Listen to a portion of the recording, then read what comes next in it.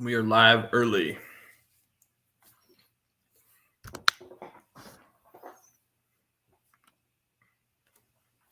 Let's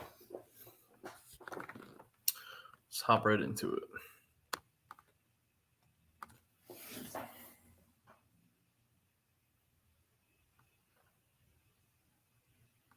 Hopefully the signal holds up.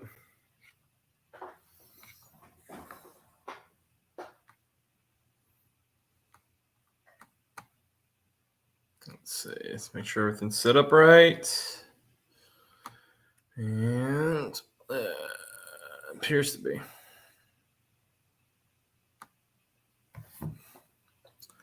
All right. Everything should be good to go. What is going on, everybody? Or all one of you?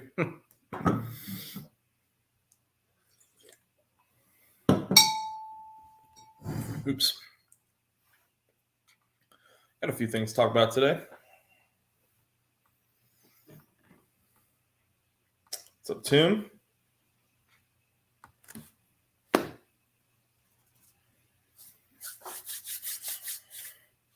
Got some good channel news, I guess. What's up, Rich? Start hopping in here. Yeah, so Rich, sorry that 350 videos, a little bit of clickbait, a little bit. I think you guys know me long enough now. I've watched long enough now that you know that I wouldn't have traded that car in. So I don't move on from cars like every 2 months like other people do. What's up, Zach? Tim's in the house. Yeah, I appreciate it, Tim. Everybody, please do hit the like button. Yep. So we got a couple mods in for the for the Fox body. Got a couple mods. It's kind of like a package deal coming in for the boss here soon. I'm interested to talk about these because I think there'll be some mixed emotions on these mods. Let's see if I can get a video up so I can show people. What the heck am I missing here? Let's see. We're going to talk about our new sponsor. Well, do we trade the boss through? Oh boy. Partial sponsor. What's up, Mustang guy? It's been a while, man. How you been?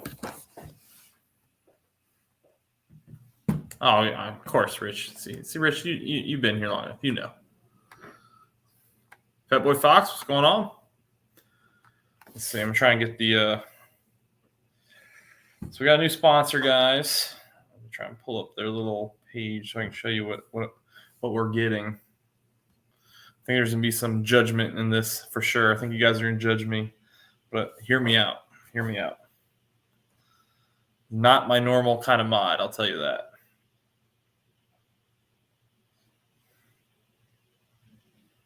There's a reason. I'm doing it.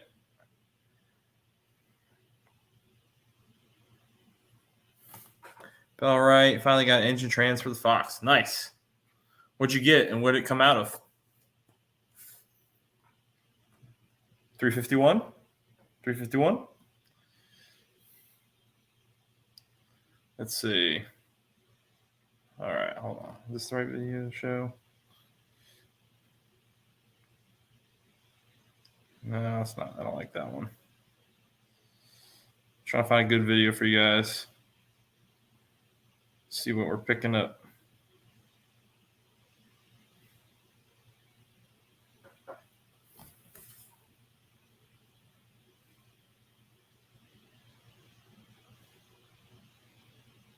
Probably hard to see on this, but that'll work.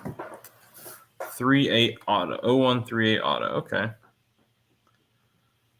Hey, that's got more power than my 50. The 50 I've got in there right now. You're gonna have more power than that for sure. It skunked me in a race. I still gotta get the Fox out and do 0 to 60 times. I haven't done it yet, but I really need to get alignment like bad. All right. I don't know how many people are going to hop in. I know I'm live early. I guess I could wait a few more minutes. I'll wait a few minutes. So what's everybody been up to? Any mods on your cars going on? Anything new? The Fox, like I said, it's got a part from Elmar sitting in the garage waiting to go on. As always, I've got my transmission for the Boss waiting to go on at some point when, I don't know, probably when my kids are graduated. My wife will learn stick shift and we'll get that Calmer on there. At this rate, my 2,000 subscriber promise isn't even going to happen before I hit 3,000 subscribers. That's the way it's going. So I've failed you guys in that manner. What's up, boss man? What's going on? Yeah, when we get to actual my scheduled show time, then I'll show you guys the new sponsor.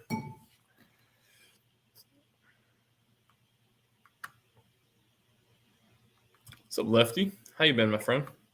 I feel like we got a couple of the OG guys in here from back when I first started doing YouTube, talking to people. We got Lefty in here, Boss Man, some really old, back when I was probably like 300 subs. Still small though, but I definitely appreciate everybody hopping in here and chat with me. Boss Man, you get just sent the boss to shop today for my clutch transmission swap. And which clutch were you putting in there? You said you're putting the RXT also. And if so, what flywheel are you putting in there, Boss Man? Are you using aluminum, using the OEM, or using light steel? That's important, by the way. Just letting you know. I meant to talk to you about that earlier. Not much here. Not much new here. I have an appointment to get my oil changed at the dealership Thursday. Hopefully it works out. Oh, hold on. Chillin'. The Mustang girl in here? Did I miss her? Hey, no. Mustang guy's in here. Either I'm blind or moving too fast. I don't see Mustang girl. Oh, he said Mustang guy, not Mustang girl. Okay. Vengeance stage 2 clutch. Okay. Well, what flywheel are you running, boss man? There's a reason I'm asking, because I'm going to put you, if you're not already watching another channel, I'm going to suggest another channel for you.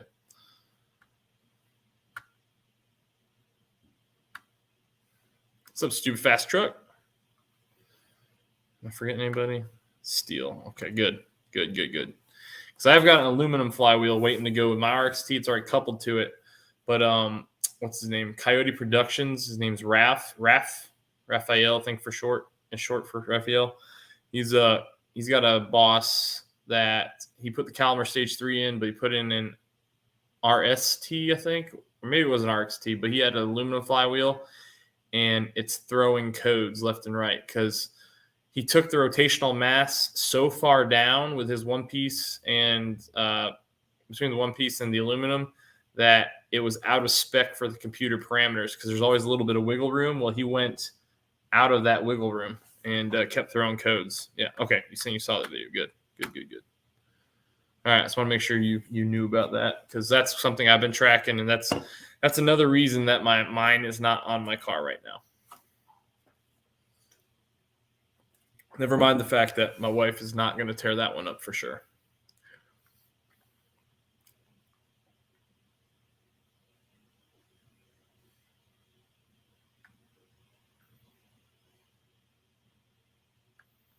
Let's see. Smash that like button. Appreciate it, Lefty. So when's your turbo kit come in, or do you have it already, boss man?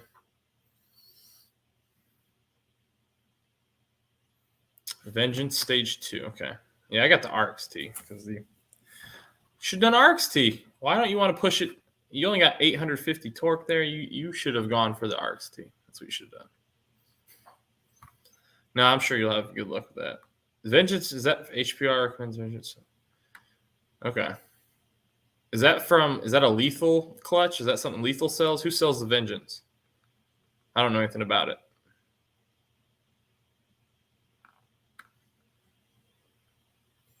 I'd trust Ken for sure. Definitely trust Ken.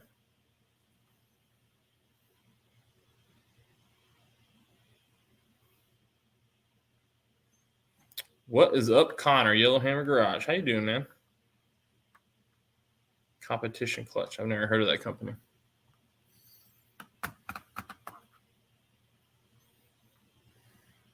Connor, what you been up to? Any new mods in the boss? I got to get caught up on your channel, man. I watched some of your mountain driving videos. I love those videos. With the GoPro lifted up in the back, it looks like a freaking video game. Connor, when you want to sell me those wheels, let me know. I'm doing good, man. I'm doing good. Been super busy with work. Oh, I'm sure they are. I just never heard of them.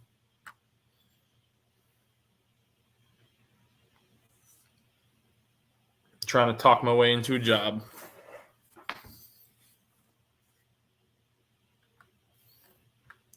All right, so we got a few people in here. So I'm gonna show you guys the new sponsor, and I'm thinking that I'll be judged for it, but that's okay.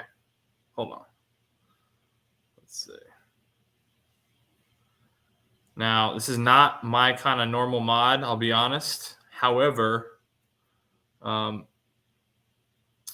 there's a reason I'm doing it, and I'll explain in the end, because I think this kind of stuff usually it can be very tacky. Here we go.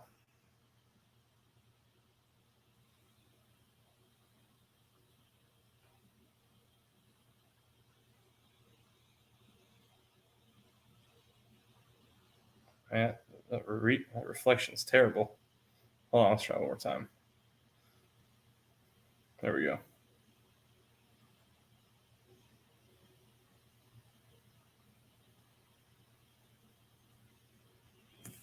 All right, so Striker Lights is sort of pretty much doing a partial sponsorship of the channel. Give me a pretty good deal on the lights, and we're gonna show them off here on the Boss 302. Usually, I'm not for the RGB kind of light thing. I like, especially when on the Mopars, when it's like the headlight. That's usually not my kind of thing. However, yeah, Striker Light, they do seem like good folks. I've been talking to Jay for a while now. So I bought the front and rear set, and we're gonna throw them on. And now the reason I did this is, first of all, my kids are very young. They think that kind of stuff is super cool, right? And now the other thing that I found, I talked to the guy extensively because I need it to look stock. And so you guys have seen the diode dynamic lights. So diode dynamics, right? They're also a strip of lights. Yeah, there you go, too fast. Goes along with Christmas lights. So the diode dynamics are strip of lights. Same thing. They have a controller on this to where when I'm driving, I can just set it to look stock. So it'll look like upgraded LED lights. And so the front will be yellow, the back will be red, and everything will look good. And if I wanted the pulse red and yellow, I can do that too. I think it's really cool. The kids will like it for sure. And I control the front and the rear separate, is what he was telling me. And it's plug and play. So it gives me a good reason. I think I have to take off the front bumper to do the front turn signal. I'm not sure on that, but I think I do. And if that's the case, my headlights have a spider cracks in them from just being old and just heat stress, I'm sure. So I've actually had a set of spare casings sitting in my garage for well over, 2 years. So I got those sitting in my garage. Gives me a reason to swap them all out, basically make the front end look new again. Honestly, I wish I had someone here local who I trusted to remove a clear bra that I installed back when I bought the car literally 4 years ago, because I think the front bumper needs some refreshing. But it is what it is. It's fine. But we'll get those installed, and I'm pretty excited to try them out. I don't think there's an install video on them yet, so I'm going to do that for the company, and who knows where it'll go. Maybe we'll get some more of the products to test out. But I appreciate if Jay's in here. I don't know if he's in here or not. I told him I was going live, but I appreciate you guys, hooking me up, and I'm interested to see where this goes. Yeah. Now, stupid fast, I was actually very curious. I'm wondering if there's a way to sync them up to my music like the Teslas do. I think that'd be pretty cool. If I could sync the little, I mean, it's only like 4 lights, but if I could sync them up to my music, that'd be pretty sweet. Cool thing is you can color change them to red paint. Yes, makes for a cleaner look for sure. And I got the smoked ones, so I added the smoked side markers. I didn't get the clear because I thought they looked kind of. I think they just pop too much. So I like the smoke because it's kind of hidden. I don't know. It looks better. Appreciate it, boss man. Let's see. Yeah. Oh, don't worry, Tim. So hey guys, you're joking about that, Tim. You're joking about that. The day after, when Halloween's over, November 1st, I'm going to have them out in my garage on Halloween. They'll be ready to go.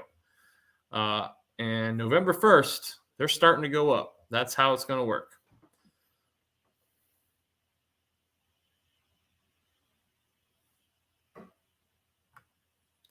Let's see. What's up, MJI? How you doing, man? Do you know how to take out a grill cutout? Are you talking about the fog light deletes? You trying to cut them out? Is that what you're talking about, boss man? Saying what's up? Everybody saying hey, MGI for the lights. Hold on a sec. Do I know how to take out the grill cutout? So I'm not sure what you're talking about. Are you talking about remove the whole grill, or are you talking about just the fog light delete? Like you're trying to add lights in there? I know Connor, Yellowhammer Garage, did some custom LED rings for inside his fog light delete, which is pretty cool. I actually like Connor's little setup. It's pretty neat. What's up, Brian Allen? How's it going, Brian?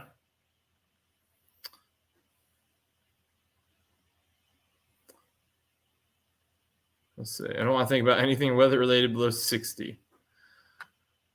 It's the fog light holes. Oh, well, your best bet, the cleanest way to do that, boss man, the cleanest way is to buy a Boss 302S grill. That's the cleanest way. The next best way is you're going to have to Dremel the fog lights out.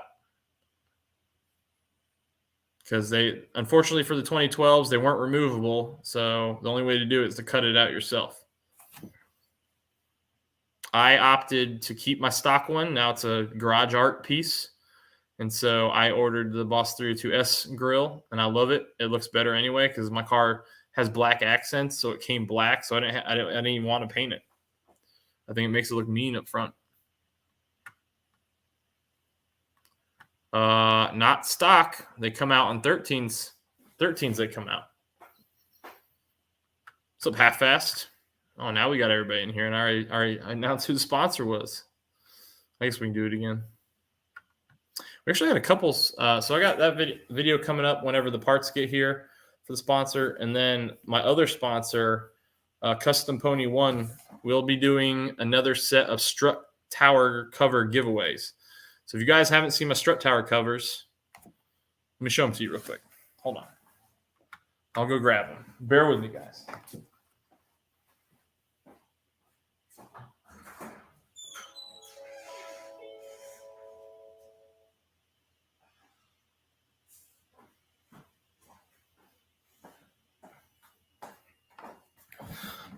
So these things are freaking sick. I'm not gonna lie. And Custom Pony One, he's an OG subscriber, and he's supported my channel back when I was like just tiny, right? And he decided to sponsor the car, and we've been working together. But he makes these. Look at this. It's like a raised edge.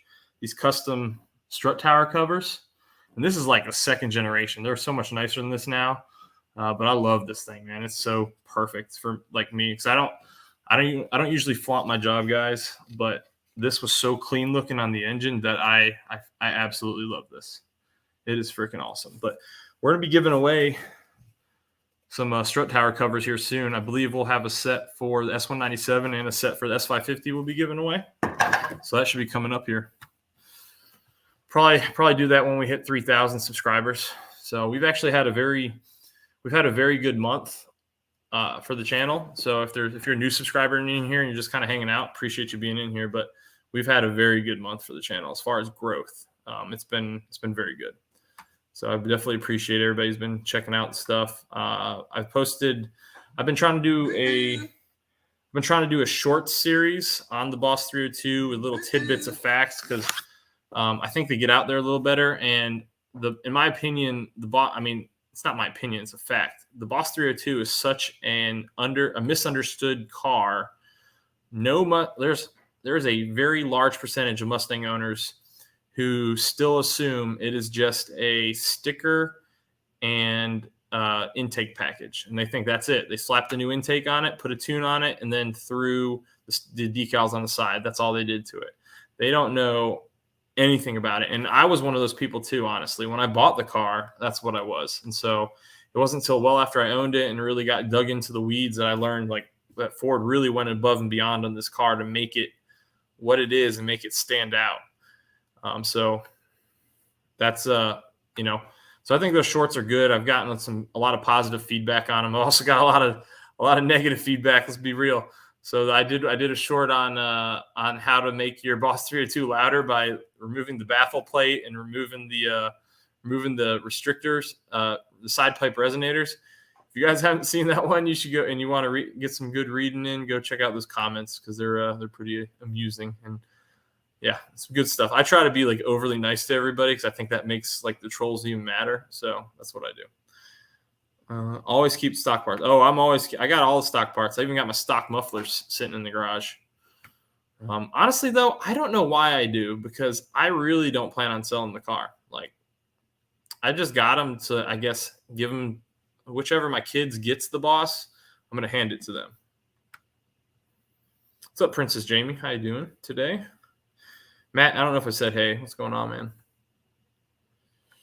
Let's see. You got a video on the 302S grill? Yes, I do, actually. It's a really old video, but if you search Boss 302S grill, it's with an E, I believe. You should see my video. It should pop up. I think it's one of the top ones for that one.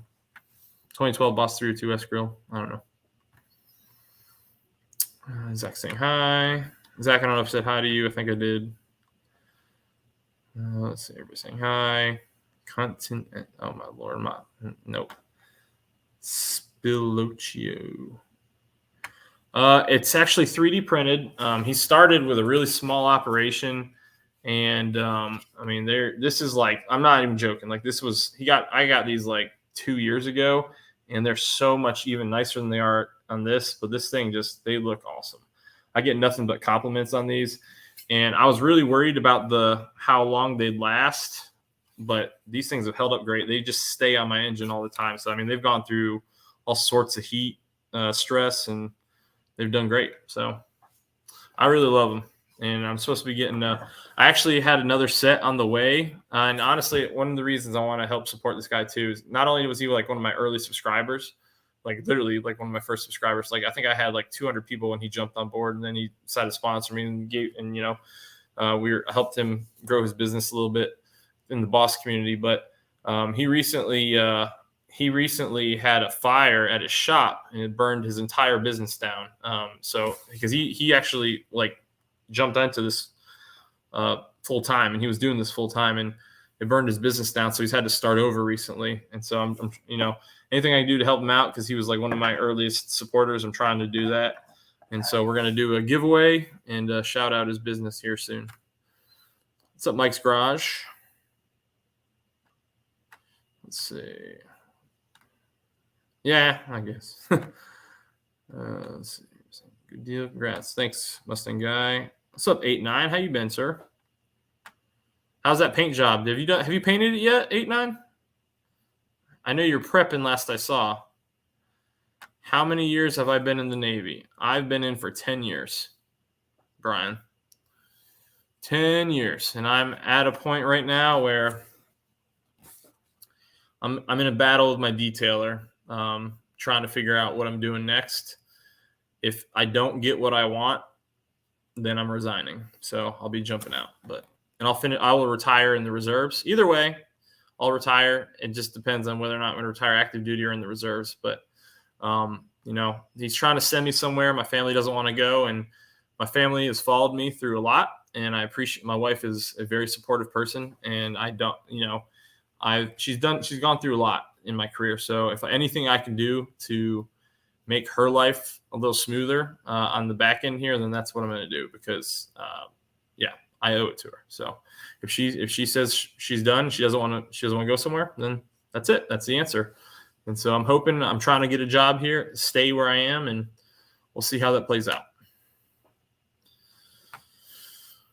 Super fast. Let's see, half fast. CNC is a reverse 3D printing. It is reverse 3D printing. It's not. That is actually accurate. CNC is reverse 3D printing. Yeah. Great work on that 9-inch rear end. Oh, Mike, you got a new video up on that? What's up, Shop Cat? He's been in here for a minute, boss man.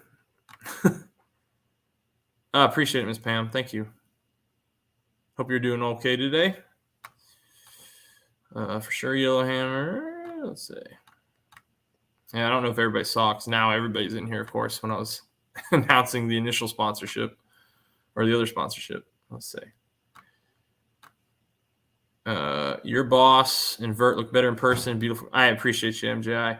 Hey, man, I really hope me and you get to cruise someday soon, especially while I'm in the area. I would love the dream goal, guys. So I'm going to racing school, sort of. I'm going to racing school, introduction to racing. I'm going to that the week of Foxtoberfest. The dream would be to, when I get, when I'm done, get a trailer and immediately go on the weekend and trailer the Fox to Foxtoberfest with my boys. That would be the dream. I don't know how feasible that is because it's going to be a lot. It's going to cost some money just to go to the racing school. It's a lot in gas, and tolls. So I don't know. We'll see. I'd love to go to Foxtoberfest. I don't even have a ticket right now, honestly. Mike's Garage saying, hey, everybody. I've scored a handful of subs in my latest short. Some crazy dude bugging me while I'm trying to fish. There you go, Shop Cat. Stock parts will probably matter more in 40 years. Yeah, I'm sure they will. They'll matter more. Let's put it this way. The stock parts will matter more for my kids than they will for me. I'm not putting the stock stuff back on, but I'm going to hold on to it. That's for sure. Yellowhammer, like his way. 95% of my stock parts are gone. Connor, I like your car a lot, man. I saw your car I saw Connor's car in person, guys, over at Ponies and Smokies, which if you haven't ever been to Ponies and Smokies, I highly recommend it. I think the tickets are on sale or they're going to be on sale soon. I have not purchased one yet. Again, it's all, I've got some career stuff I'm really contemplating here in the future. So until I get that ironed out, I'm not really trying to lock on too much. But Ponies and Smokies is definitely a must-do if you haven't done it. I had a great time. And there's a lot of events in the area. You get the cruise. There's cruises that go out to Tail of the Dragon. Last year, I was featured in the Boss 302 display with my son, and that was an awesome experience. We had a great time, met a lot of great people. It was really cool. That was the first big show I've been to since I started YouTube. And it was very, very, very, very, very humbling when other Boss 302 owners come up and they tell you, that they've been watching your channel. And so, you guys have been here for a minute. Like, you guys see me posting videos of my kids. This is literally the reason I do this, is to have a running record of, hey, dad was cool. This is what we did growing up, and the kids will be able to go back and watch it. So the fact that other people, and even you, and all of you in here that even watch it, I really do appreciate it. It's really just I love doing this, love talking to you guys, and it's really just an added benefit of what I'm trying to accomplish. Paul, what's going on, Paul? I don't know if I said hey when you hopped in here, Paul. Hope you're doing okay. Paul, when's the temperature start going down up in Canada, Paul? When do you guys start feeling cold temps?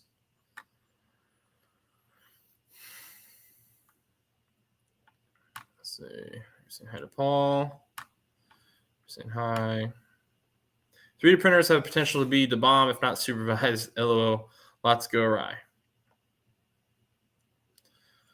Oh, yeah, you can really make a mess. That's for sure.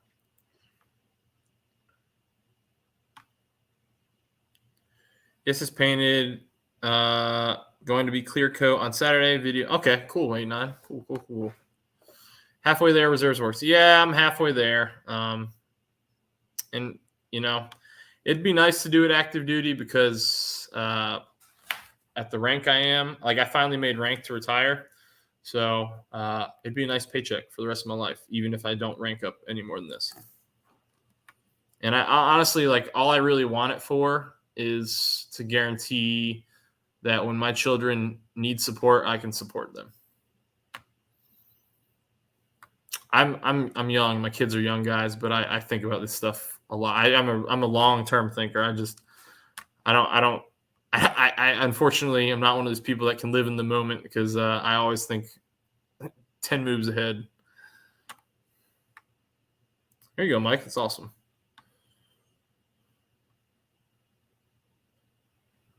Then you made a video on the market crash today. Market crash. Oh, you mean serious? There's a market crash. What are you talking about, Mike? Mike, I might have to open the stream up so you can come in here and tell us about that. Good Lord. I don't know. Are you talking about the real market, Mike? Or are you talking about like the stock market? I'm hoping you're talking about the stock market.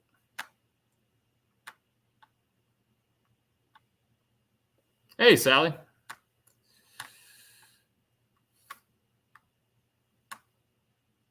Let's see.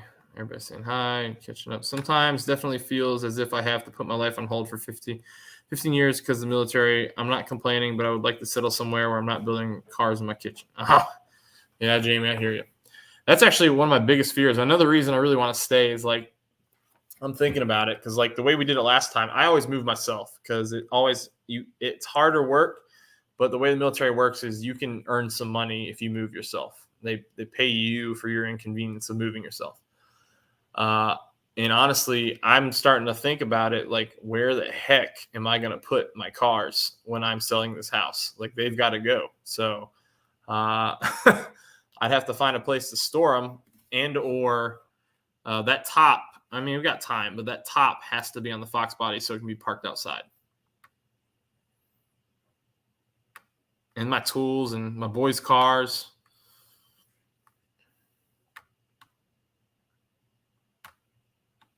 So glad I kept my Willys Jeep stock. Oh, yeah. That's why I got out. Just takes too much away from the family. Oh, yeah, it's hard. It is hard. If you guys haven't done military, haven't been in the military, definitely, if you see someone who's serving, make sure you thank them. It's not always easy. And honestly, the hardest part, when it was just me and my wife, it wasn't great. It wasn't like horrible. When you have kids, and the first time your kids are old enough to ask where dad is, that's hard. That's hard when you hear it on the phone. It really is difficult. And I haven't even done it with 3 kids yet. I haven't gone away with 3 kids more than a few days. So being out deployed I've been deployed with my oldest 2, and luckily I was able to talk to them a little more than I was in my first deployment. But it's not easy. My stock parts are a set of 10-hole wheels used as a table in the garage. Yeah, there you go, MJ. I still have my 5-star ponies sitting in my garage. If I wasn't afraid I'd blow up my 7.5, I'd probably do some wicked burnouts with them. The tires are old, so why not, right? So here's my question, MJ. And all you Fox people, ignore my ignorance, please. If I do a burnout with a Fox body, it's going to be a 1-wheel burnout. Is that bad for your car? Is a 1-wheel burnout bad for the car?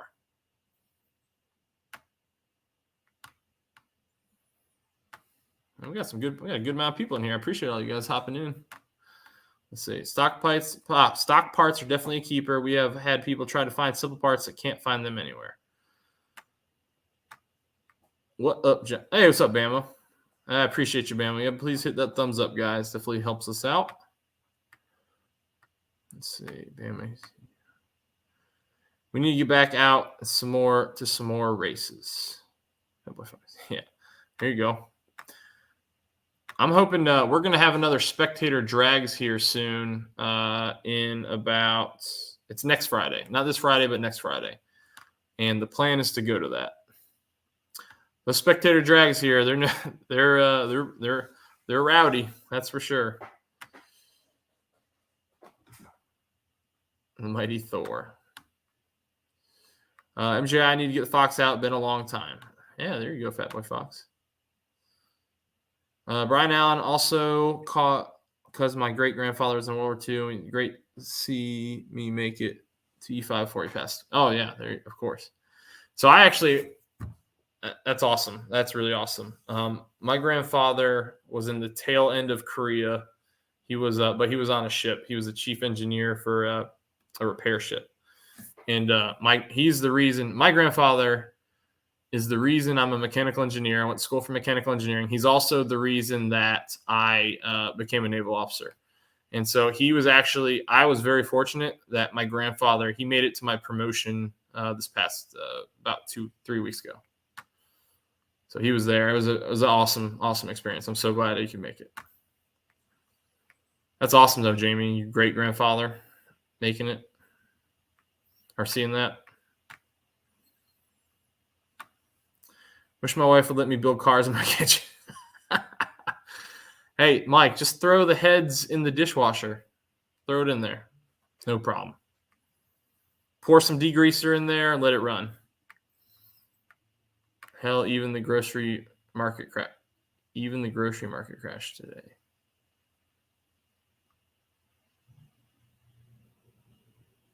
What are you guys talking about? I gotta look this up. I don't know what you guys are talking about, but I don't want to hold up the stream. We are popping right now, and I am so far behind still. It's good to know we aren't the only one that worries about think ahead of time. We just want our kids to have so much more than we did. Exactly. That's exactly it, Miss Pam. I grew up in a house where I never was left wanting. My parents were hard workers, but they had to work multiple jobs. There was a period of time that that we did declare bankruptcy, and that was that was a hard time, and it's something that I was old enough to understand, but I don't know if my siblings were. So I just try to make sure that my kids never have to go through that or have to worry about that. I appreciate it, MJ. We got a couple people in here. We got Princess Jamie. She's still active. And a bunch of people who've already served. Chef Shade Tree. How you doing, Chef Shade Tree? Gosh, tongue twister. Chef Shade Tree. Just uneven tire. Yeah. Okay. There you go. There we go. Okay, that's what I want to hear. Yeah, we should just do some. We should just. Okay, that's what. Then it's always the same tire. So what we do is you burn one out, and then you jack up the rear, you swap the tires, and then you keep going. All right. Well, that's what we're gonna do. That's definitely gonna be a video. Guys, I hate to say this, but I think this might be the first time I've had 30 people in the live. So appreciate everybody. And since everybody just hopped in here, I think I should show everybody. Oh, God, I'm so far behind. Let me catch up. One wheel burnout, better than no burnout. It won't hurt your car at all. All right, there we go. I don't think it hurts the car, but not completely sure. I think I need to change my rear brakes, though. I think my rear brakes are shot. Yes, we definitely appreciate all the active and inactive servicemen. Women can't thank you enough. Let's see. Night's starting off, cool off already, but most cars are out away by November 1st, okay? Fat Boy Fox, let's get your new wheels and gone and go cruise. I kept a bunch of stock Fox body parts, but then threw away stuff I actually should have kept. Oh man, I understand what you said, Paul. That 7.5 is stronger than you think. There's no more risk in a one-wheeler than with a post. Okay. Same here, Paul. What's up, CP? How you been, sir? I'm having a busy week, super busy week. We're doing some crazy stuff at work. Got some cool things going on. Can't really talk about it, but it's good stuff. 8.8 with True Track is a great thing for Fox. I want an 8.8. That's the plan, but I'm not going to get it until I blow up what I got because content's content. So when the 7.5 blows up, it's content. And luckily I got Haggerty, so they'll tow me home. Anyone want to help me with this engine swap? If I knew what I was doing, for sure. Brailsford, your grandfather is awesome. Not many men like him. Definitely a blessing. Oh, yes, for sure. That's right, Mike. You met him. I forgot. Yeah, my so MJI guys, if you guys haven't seen it, he came over to my house and he helped me install the long tube headers on the Fox body.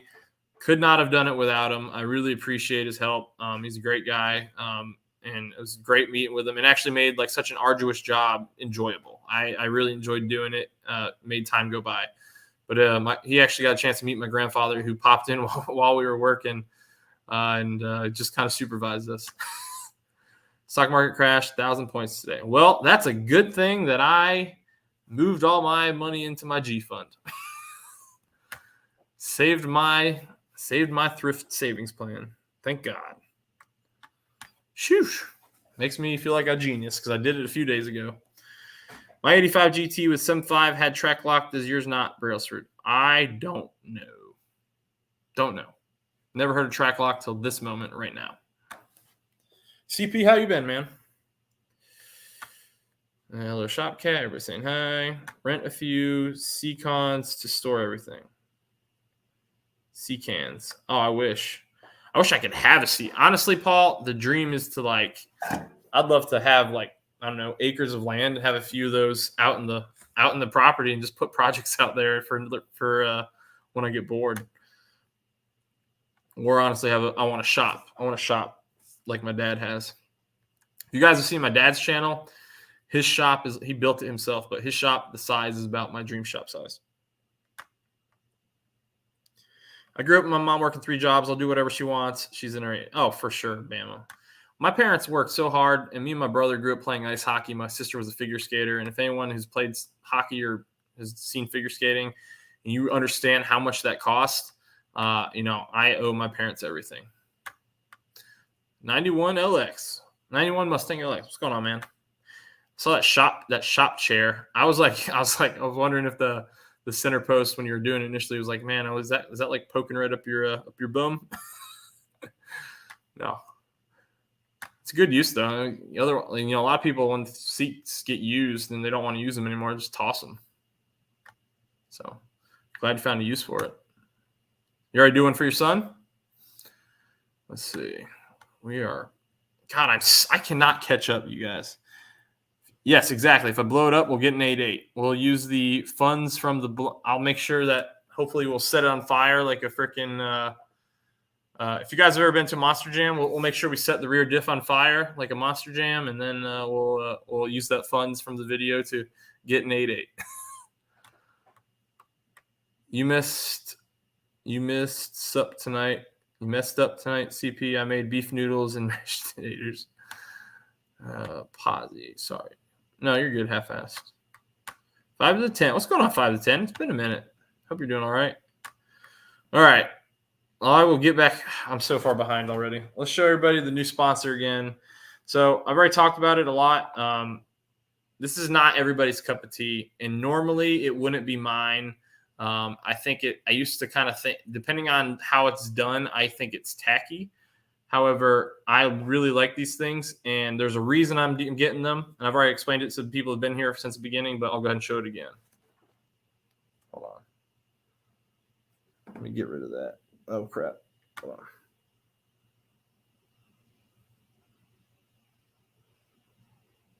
So the side markers from Striker Lights. They're customizable RGB side markers. You can make them literally any color you want. So I think that my kids will really love that. And the reason I'm okay with it is because I've been talking to the owner for extensively for the past few days.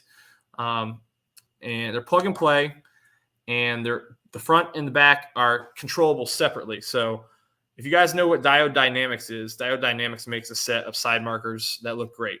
Well, these are going to look the exact same. It's a strip of LED lights, and I can set the front to solid yellow. I can set the rear to solid red, so it's going to look like I upgraded to LED lights when I drive around. And then when I'm at car shows, if my kids will say, hey, Daddy, I want to make the lights do crazy things. You can put them red, white, blue. You can make them really cool. So I think my kids will like it. I like it. And, that way I can keep it looking stock with that setup. I can keep it looking stock, or I can make it crazy if my kids like it. But that's the sponsor, Tony. Striker Lights, and I'm pretty excited to work with them. So I'm going to get that on the car, and we'll give it a try. If I'm done with it by that point, I'd like to extend an offer to rip it. If I'm done with the car. If you're done with the car. What are you talking about, Yellowhammer? What do you mean if you're done with the car? By what point? I'm lost. I'm so far behind. Oh my gosh. Sublime, what you eating? Yes, you look into Haggerty, but they don't like when you daily drive your classics. Yeah, I don't daily drive mine. I'm gonna eventually. I will be moving my Boss over to Haggerty. I just like paying all up front because I don't like paying the extra fees for not paying up front. And Haggerty, it was just slightly more than what I'm paying for my other insurance company, but you get guaranteed value. So Haggerty, I like the fact that my Boss 302 is worth the $35K, whereas on USAA or whoever, Progressive, they'll say because they do it by age of the car, it's worth $17,000. Like, it doesn't make sense to stay there. I'd rather pay the extra and have the guaranteed value in case something happens.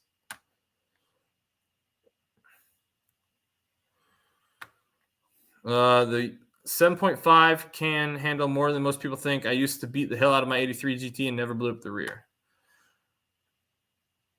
Well, you know what, Mike? You're making me feel so good about my own decisions for my TSP to save my butt. So thank God. Sorry for everybody else who's lost some money there, but man, I just kind of thought that it was coming, and I was tired of seeing negative trends in my TSP, so I decided to put it all in the safe fund. Bama, Ken's granny was in her 90s when she retired. The only reason she retired was because she had cancer. No choice. That generation definitely was super hard. Oh, for sure. My grandmother, guys. So my grandfather, he was my hero. My grandmother, my grandfather met her in Denmark. She was a little girl. She was 9 to, I guess, I want to say she was 9 to 17 when the Nazis occupied Denmark, or 16. And so that's very vivid in her memory, and she does not watch World War II movies or anything like that. But she's been a big part of my life growing up. Bad day for a lot. 8-9, a bad day for a lot of folks. I did good. Well, that's good, Mike. Let's see. I'm going to try and get caught up. Brailsford Rides. Sounds like you have great parents. When you want to aspire to them, that means a lot. Yep.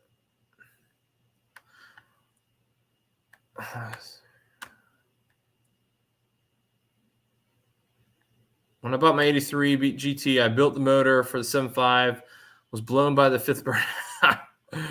Well, that's what I'm counting on. I'm counting on that when I swap my motors, for sure.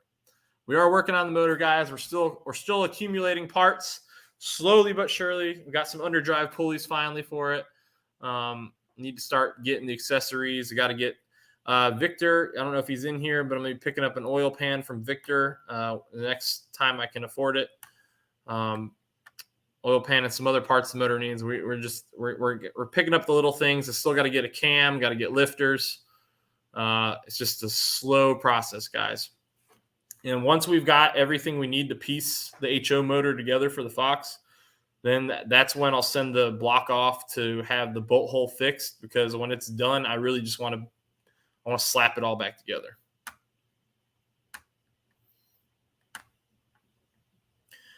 Miss Pam, my mom had a stroke in the late 90s. She's still driving, but first wreck she has to move in with me. I think it worked.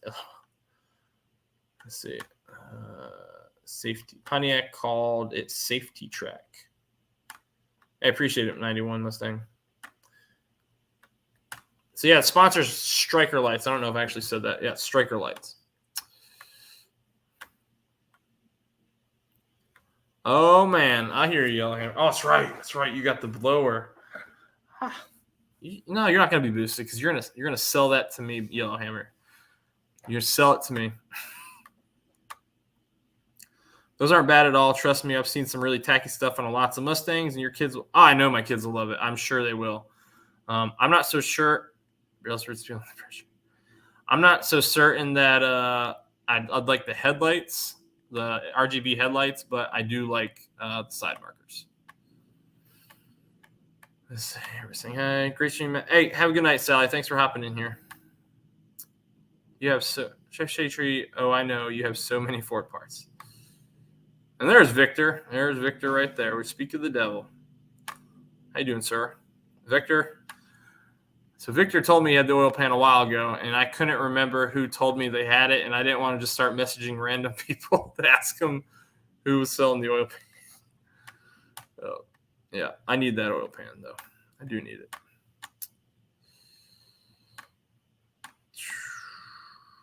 Let's see. Getting caught up. Hey, Gary, what's going on? Gary's in the house. Mr. Mach 1. Safe fun is the way to go.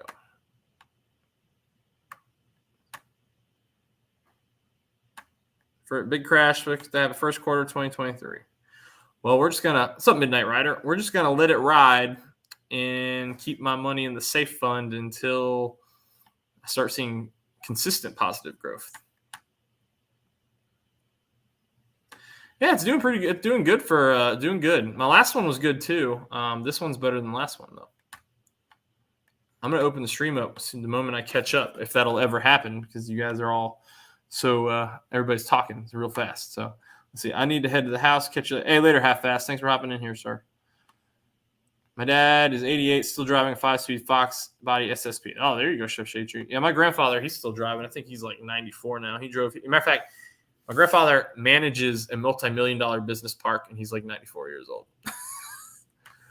He's seriously like my mentor. Like I aspire to be like him. Like I got to stay busy all the time, and I'm hoping that hoping that keeps me alive as I get older.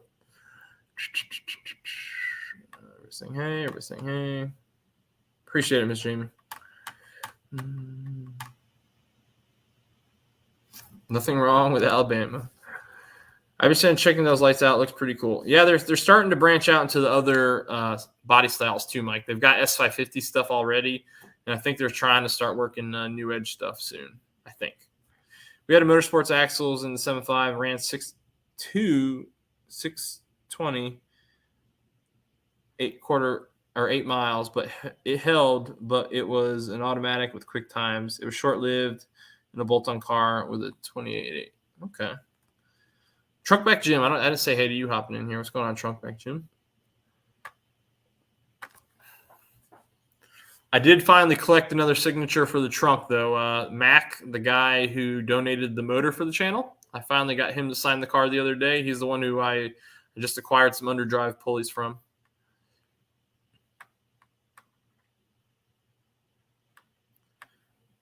Everything but oil pump gears now. Yeah, you need the oil pump gears. If you're going to booster, you better put those gears on. For sure.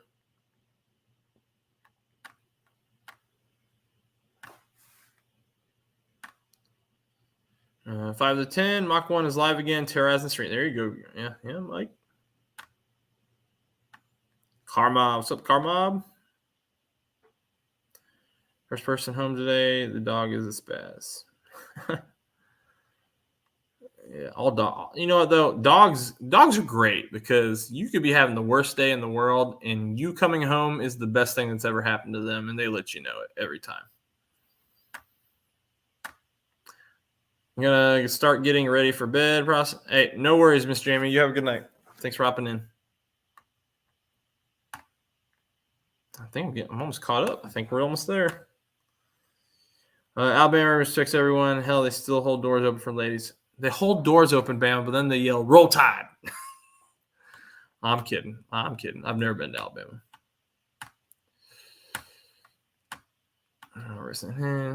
Oh, yeah, I hold doors open. I expect my children to hold doors open for people. Leighton kind of knows better. Maddox is learning still. Can I give you any advice for finding a registry for my Boss 302? Are you on any? No, I'm not on any registries. There is a Boss 302 registry, my Midnight Rider. Are you on Facebook? If you are,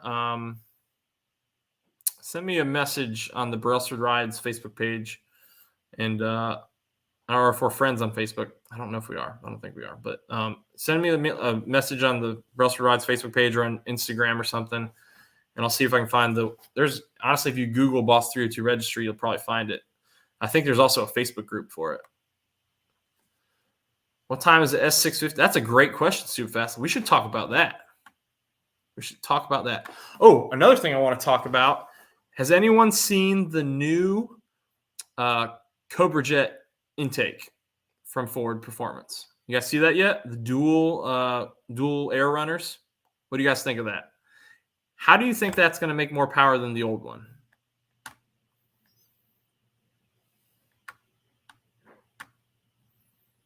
I do like the new intake, though. It does look good. I wouldn't mind rocking it for a little bit just to try it out, and I'd keep the stock manifold and put it back on later.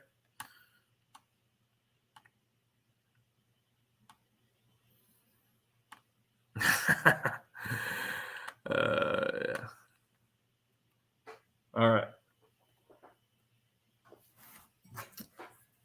I think Midnight Rider just messaged me. Let's see. Let's see. Real quick.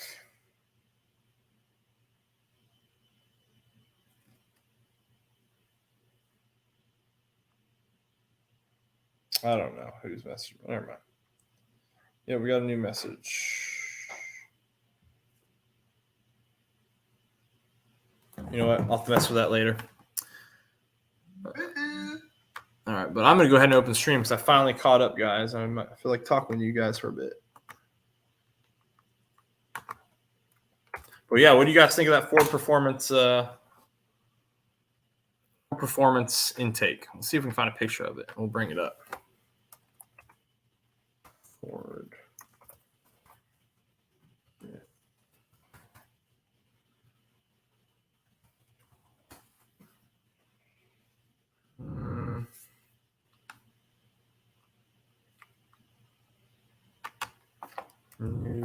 Oh gosh, I'm trying to find it, guys, so I can show a picture.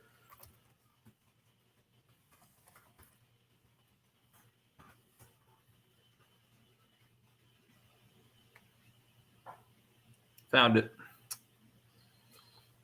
All right, here we go. Let's go ahead, and we got some people entering. We got Zach. We got Mike's Garage. What's up, Mike? What's up, everyone? Go ahead, and we got some people entering. Oh God, hold on.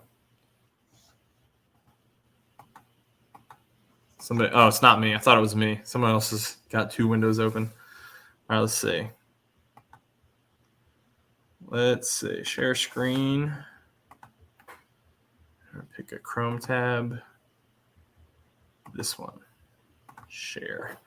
All right, so this is the new Cobra Jet intake, and I kind of like it a lot, but I'm curious as to if it will work with the existing intakes, or if you're gonna have to get a whole new Cobra Jet intake, cold air intake. This is new right here. They didn't have the dual runners before. You're gonna have to get a dual blade throttle body, I'd assume.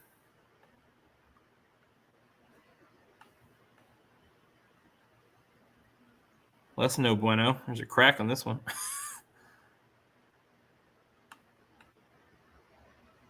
Looks pretty nice, though. I like the runners on it. Yeah, me too.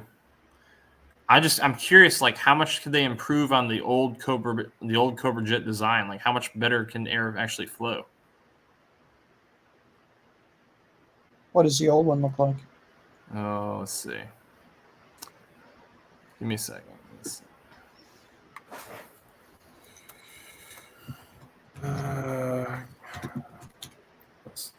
GT 2012. Why not? Cobra Jet.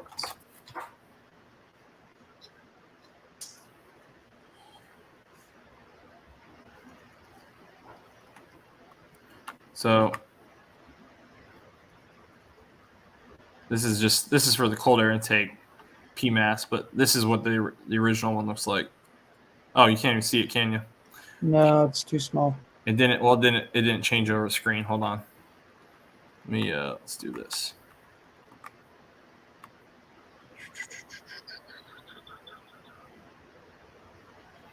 See, it's all Cobra Jet. Oh, I need to put the word intake, and that'll take care of it.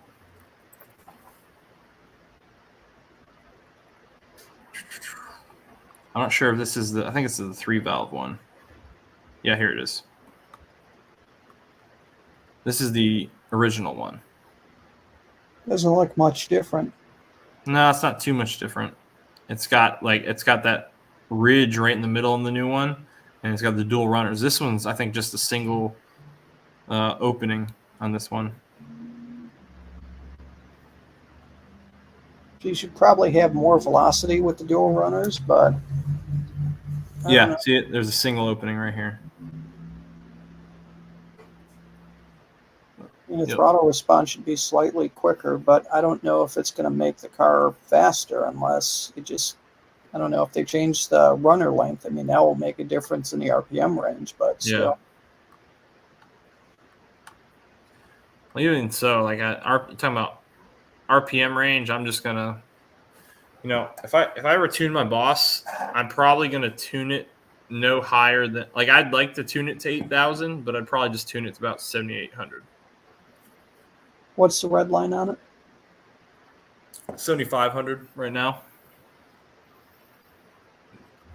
I know a couple guys that have taken it to 82, and that's where they just drive it. Yeah, I mean, there's always a risk of floating a valve, but it just kind of depends. But yeah. So you got the mocks up and running, eh? Yeah, the mock's up and running. So I took about 7 hours to replace that axle bearing. It was pretty much welded on there due to the heat. So it was a PETA. I'm sure it was. So, but it's all done. Well, you know this because you've done repairs while you're filming, and whenever that you're doing that, you're adding about 25% onto the repair. I think that's a conservative guess, Mike. I think it literally, if you depending on how you do it, if you like stage cameras, you play it, then you go, it can literally double to triple the time for a project. Like simple projects that I like, if there's been times where I'm like, I'm just gonna knock this out, and if I don't film it, I can knock it out in like 45 minutes. But if I film it, it'll literally take me like 2.5 hours. Yeah, and you have a camera that you think was recording, but it wasn't, or you have a camera that gets knocked over because you didn't realize it was there, and then you have cursing that comes out, and then you got to delete that out as well because you can't have cursing on it. Yep. What's up, Tony? Well, you can have cursing. You can have a few curses now, as long as you acknowledge that they're there. You're allowed to curse like once or twice or something like that. A live stream? No, and like a video. There's like you do the can self still checks. monetize? Yeah, you can still monetize it. Like I've done it once or twice where I've caught that I cursed in a video, and I just kind of like, I think you can when they do the checks when you're uploading it, you can kind of annotate it there, and it'll tell you, hey, yeah, you're still good to monetize or not, and usually you'll be fine. Like you're allowed to do it once or twice as long as it's not like laced in there. Yeah. Exactly, Steve. It takes me like 3 times as long. And then editing, I think I spent probably 3 hours today editing it because I started with a couple hours worth and had to get it down to 11 minutes, like 11 minutes. So you're like, this is stupid, I'll remove that. I repeated myself twice the exact same time and sounds like I have dementia. I had to take that out. Well, it's nice. So like when I'm working, especially me, because I'm not a pro, I learn a lot as I'm going. So it's nice to edit out my learning moments. And maybe if I want to put them in at the end, just so you guys can get a laugh, do that. That way, like if it's a how-to, it just kind of straight to the point and keeps moving. People love bloopers, dude. Bloopers are king. Yeah, I think people love bloopers, but I think like, if you're watching the video for a how-to, then you don't want to see like wasted time. You want to get it done. No, I'm just saying at the end, like you're talking. For sure. I've thought of that before, but my bloopers usually have me cursing. Yeah, I was just going to say the same thing.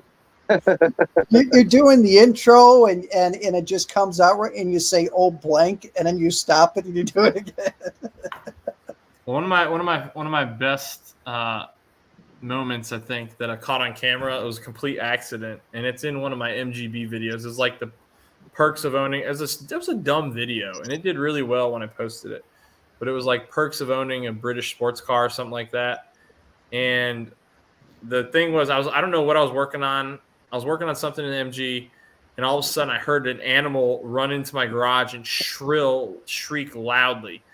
And I think it was just my neighbor's cat. It ran in front of the AC unit that my exhaust was blowing out of the garage door and freaked it out. And it like ran in my garage and like knocked a bunch of stuff over, but I didn't know what it was. And I thought for a second it might have been a bobcat or something because we got those in the area. And so like I jumped up on the car and I'm like, get out, screaming at this thing. Oh yeah, but I got that on video. It's on my channel somewhere. If you dig back. Gary, yes, I want to see those bloopers. Oh yeah, That's cool. he's got to keep it kid friendly though. I get it. Oh yeah, and I do have to be careful what I post because my children, my middle child loves to watch the videos. You know what? I'd like to see Gary's bloopers. Sure. I think that would be fun. Out of everyone's bloopers, I think because Gary is just such a nice guy that to hear him do a blooper, I would love to hear what comes out. I want Gary to make a separate channel just for his bloopers. So that way it's not monetized. You just upload all the mistakes, and only the OGs will know about it, Gary, and we'll go there and watch it. Hey, don't let Gary fool you. He looks like Super Mr. Nice Guy on camera and everything. You go meet him though. He's not so awesome. No, I'm just kidding. Oh, He's like, what? Well, Gary is one of the nicest guys and genuine guys you'll ever meet. For his role, he's got to be, have a tough guy personality that he turns on, for his role, especially with being, high up at his work. I mean, it kind of comes with the territory. Yeah. But yeah, Gary's a super nice guy. Oh yeah. Just met him in person several times. Awesome guy. What's up, Justin? How you doing? Yeah, we just hit an hour. Yeah, dude, that was funny when you were like way behind the conversation, like sliming it. I was just like, yeah, he's feeling the pressure, folks.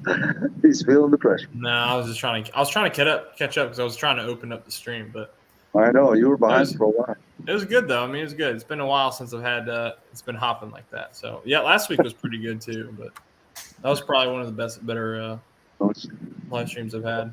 I agree with you, Jim. I agree 100%. Drinking with Gary in his junkyard would be flipping awesome. When man has a socket. Oh, that's awesome. I could see drinking with Gary and just kind of look. Let's pull an engine out of that. All right, we're trash. Let's lift it up in the air. Let's pull an engine out. That'd be cool. Yeah, so I'm now that the video's been released for a week, I'm really bummed that I was not able to drive the Shelby more the way it should have been driven, but it was so wet. So let me ask you this question. I mean, financially, it didn't make sense. I totally get that. You want to make sure that your family is set. You want to do long term. I am 100% behind you.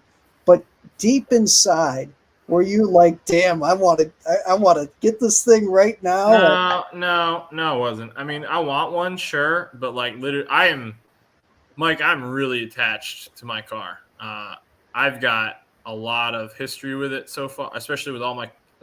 I mean, it sounds corny, but a lot of history with my kids in that car, so I could not get rid of it. Even if my oldest said, "Yeah, get rid of it," right, and I did.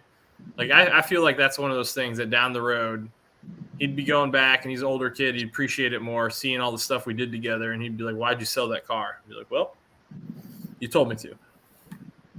Yeah, I would absolutely love getting a GT350. I just can't clutch anymore. I can't drive a stick because of arthritis, but I just absolutely love that engine. I know that some people have had problems with it, but it's just a fascinating motor. You want to get Gary in the stream? You start bad mouthing the oil consumption. So, It does burn oil, and it has balance issues on that engine, but it's just Well, it that just was one. needs to So scream. one thing that kind of caught me off guard. I mean, it's a flat plane. It's a completely different motor than the Coyote. But I felt like I was and it wasn't like horrible, but there's definitely more vibrations in the shifter than I've felt in my car, like a lot more. I mean, it's an exotic engine. Yeah. It's something that you're going to find in exotic cars, and I think it's a special motor. I rank it up with the 0304 Terminator engine. I think it's a very, very special engine. I like how the Voodoo sounds better than the Predator, but I like the fact that I have a cross plane crank versus a flat plane better, for sure. Yeah. I mean, I love the way it sounds too. Like that, like firing it up now, like the firing it up and playing, that's the first car I really messed with the Exactive exhaust, and it's a good one to mess with. And it sounded so good.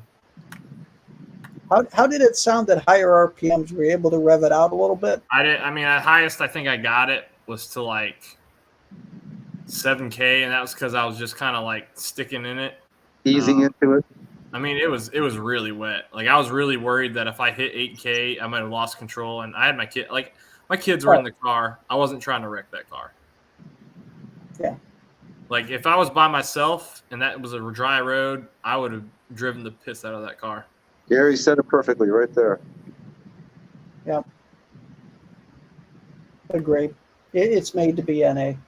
But the only thing that should go on it if you're going to add a power adder, centrifugal, because that engine wants to rev, and just let her rev out with a little bit of boost. I'll tell you, it sounds. Don't talk to me, and I'll tell you it sounds. That's funny. That's good. Yeah. The other thing is too, like I think I mean, so my car it's the previous generation's track car. Obviously, the 350 is more capable for sure, more power, better suspension, more modern.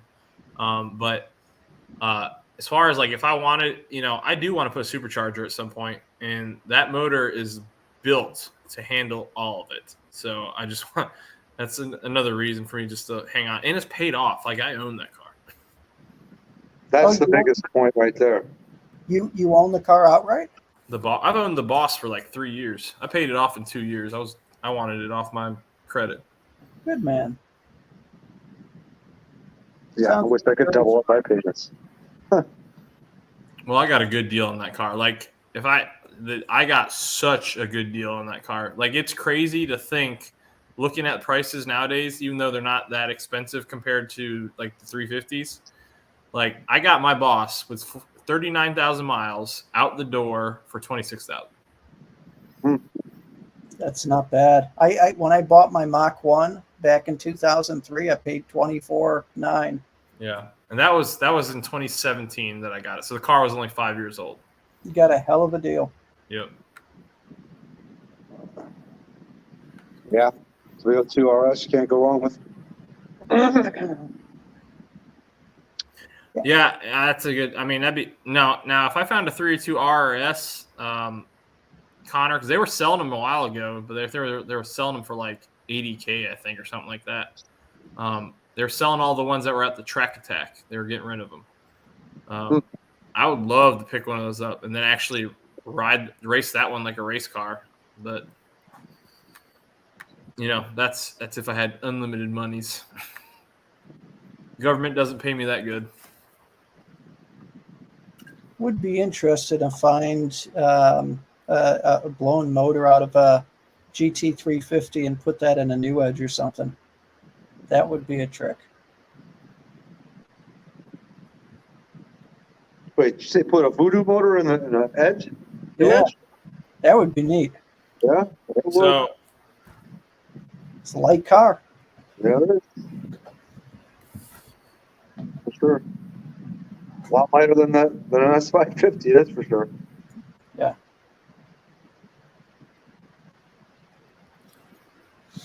Yeah, I'm trying to get. So I'm trying to.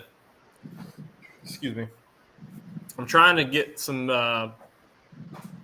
content. So I'm trying to balance my channel right now because I'm trying to continue to make content to be able to continue to make content. So like I'm trying to get videos my videos are doing okay right now, but I'm trying to continue to post them so that way I can keep getting the parts that I need for the motor. It's slow going, but we're getting there slowly but surely. That's cool, Yellowhammer. Yeah, I hear you, Brailsford. I kind of look at the channels as a way to help supplement our automotive addiction. For sure. Well, that's yes, exactly. And this is the channel is it goes straight. Everything from the channel goes back into the channel. So like the whole build right now has actually been funded by the channel and people's goodwill. Honestly, I can't get over some of the people I've met because of those cars.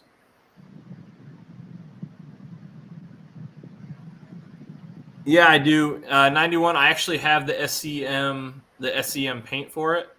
I just haven't done it yet. I do plan on painting those buckets black for sure. And I'll do that probably when I get new headlights to install because I need new headlights anyways. I do. It's on the list. 91 for sure. What's up, Gary? Hey, Gary. What's going on, gentlemen? So it sounds like a lot of us want to go to your junkyard and have a beer. Come on. Come on. Might not have it after tomorrow. You know what Salt would be saying right now? Salt would be like, I'm just looking for Gary's dad in a truck. You think you found another buyer then, Gary? Or It's the same buyer. We're supposed to meet up tomorrow morning. So It should be. okay. With Should the be check video- or no? huh? Did he say with the check or? If he comes, he better have cash. I don't accept checks.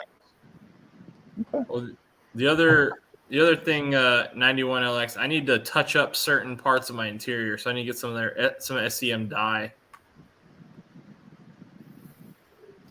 But you guys are talking about the Voodoo engines. My tuner,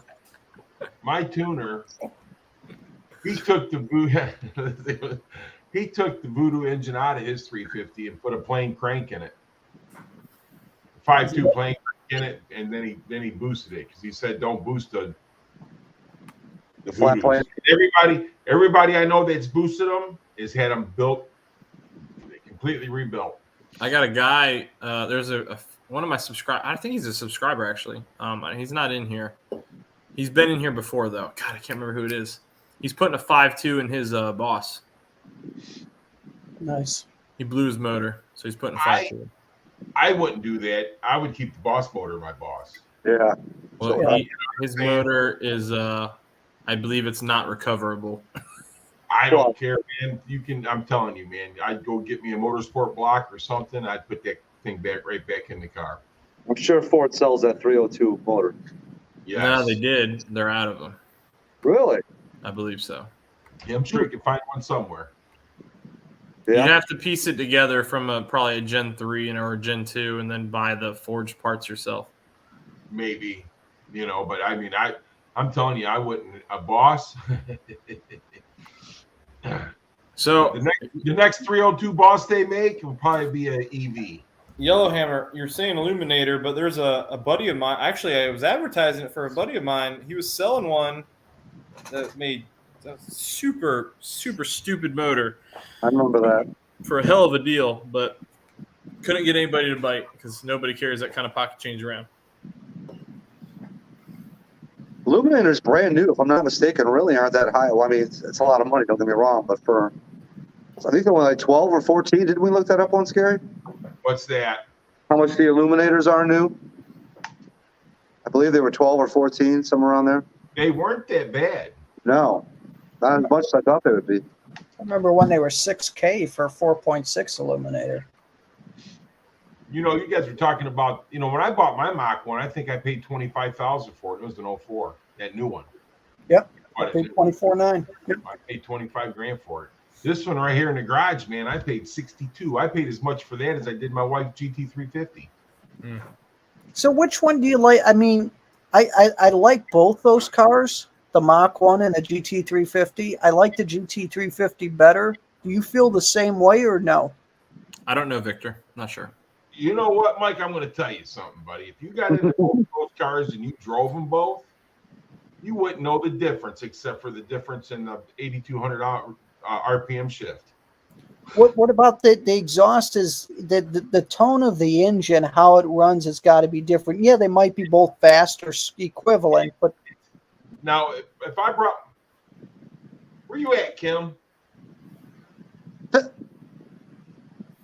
So she drove my car to work the other day, and she goes, "It's funny how fast your car gets up to speed compared to mine, you know, because her car gets up to speed at the higher RPM, which my car's down low. Hers Yeah, is they up got high. right. There's crap different curve. Right. So it's a whole different curve.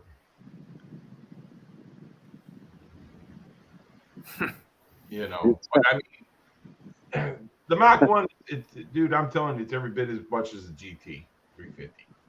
Thing of it is that, yeah, they got the same gear. They both got 373s in them. I got a buddy that just picked one up. He said he's gonna let me drive it at some point. I think Mach 1, Yep. I want to do a comparison of that and the Boss. I'm going to tell you something right now. Don't drive the Mach 1 because you'll sell that Boss. I think, Gary, if your wife did a gear change in it, it would wake it up real quick. Maybe. Because it loves the higher RPMs. I get it. But Wait, you talking about a gear change in Kim's car? Yeah. Well, she'd have to go to a 411 because she's already got a 373. probably a 410. 410 or 430. Yeah, dude, but you know what I mean, if you're But it's got a steep overdrive in that, doesn't it? Already?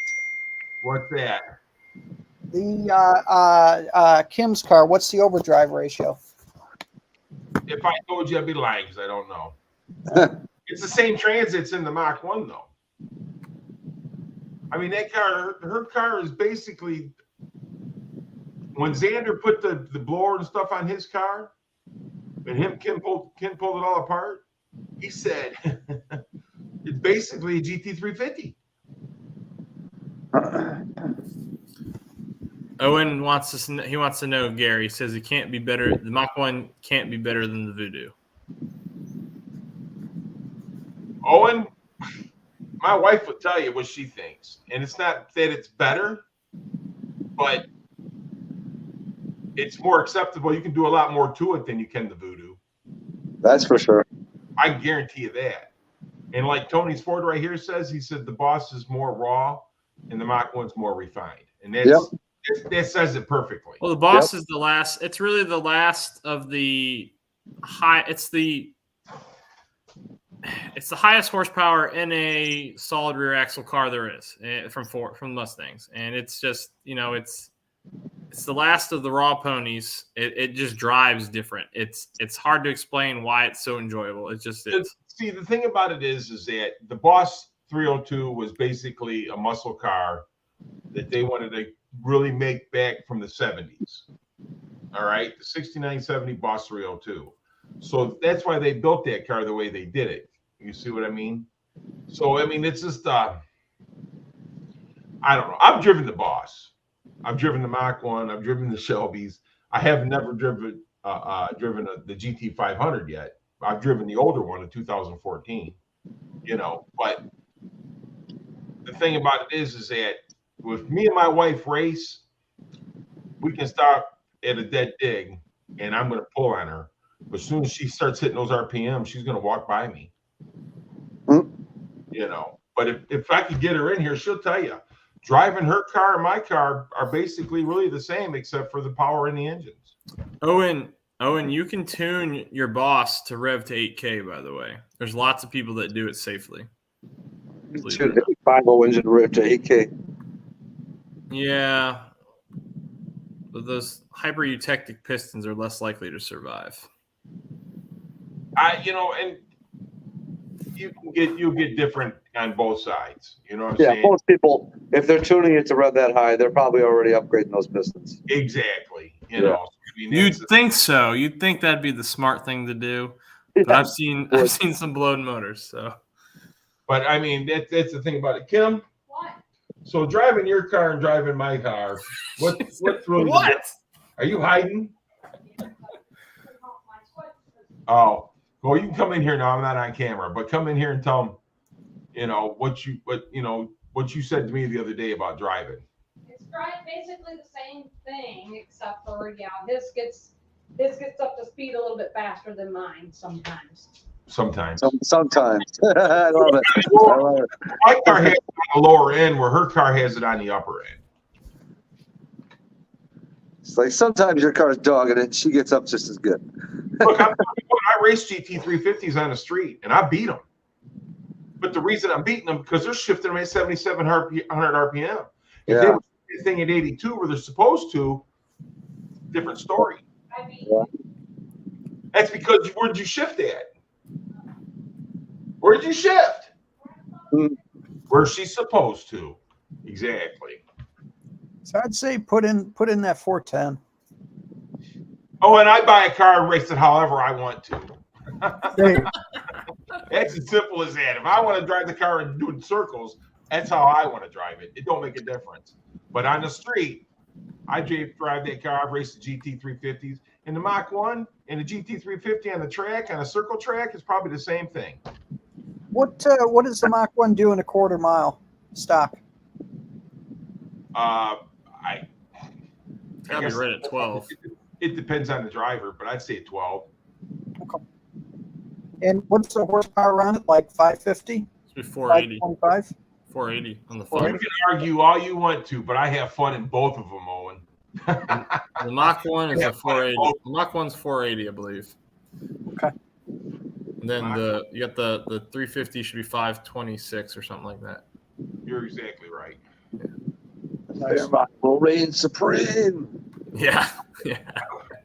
Fairmont, Yeah, Gary, now we want that's to see your definitely going to be an Fairmont be only. faster. We want to see your Fairmont be faster in both of them. Yeah, but that will be a one-trick pony as far as straight line. That sucker's not going to be handling anything. Yeah. Only that thing's handling is a nice, easy backing into the garage. Yeah. The Oh, and Voodoo- the Mach 1 is a Coyote. The Voodoo was the GT350 only. And Yeah. Owen, if you're hung up on that, man, the motor in the car you got right now was only made for 8,000 cars. What does he have? He's got a Boss. He's got a Boss 302. Like, you know, a lot of people think that the Gen 2 is the same, but it's not. They still don't even have all the fully forged parts that the Boss has. Doesn't the Boss have bigger valves too? They got CNC ported heads. They're ported for. They're ported a little bit, but I thought that they had bigger valves too. I don't. I'm not. I don't. I'd have to dig back into it. I knew all this stuff for one of my videos. I got to dig back into it. I don't want to say something to be wrong. You know what? Let me tell you something. When I bought my wife's GT350, I didn't even drive it. I just walked in there and told him, say, hey, get that thing ready because I'm buying it for my wife. Gary. I'm buying it for my wife. Shit, I'm telling you what, she had a Terminator, dude. And most guys wouldn't even race her. Oh, that's true. Yeah, Yellowhammer. I actually know a guy. So he's been on my channel. The guy was selling that motor. And he had the sleeper GT 2015 GT. The reason it is a sleeper now is because first of all, he threw boost at it and he blew one of his pistons open on his 2015 GT. And then he rebuilt everything. He sleeved it. He put forged pistons in. That thing was making like 1,000 horsepower, something crazy. And it was the quietest 1,000 horsepower you'll ever hear. It sounded like a Hoover vacuum flying down the track with the boost. It's crazy. So the thing about it is, though, guys, I don't give a shit who you are, what you say, or what car you got. They're all Mustangs. And they're all fun. Unless it's a Fairmont.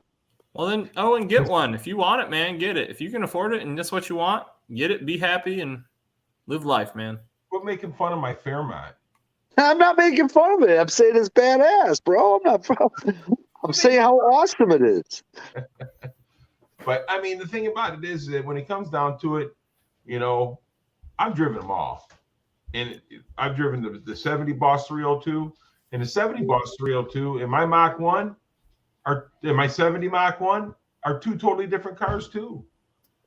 Owen, so you're asking what I thought. I mean, I liked it a lot. There was a lot more. I mean, it's a flat plane crank. It's a completely different motor. I thought there was more vibrations in the gear shifter than I was expecting.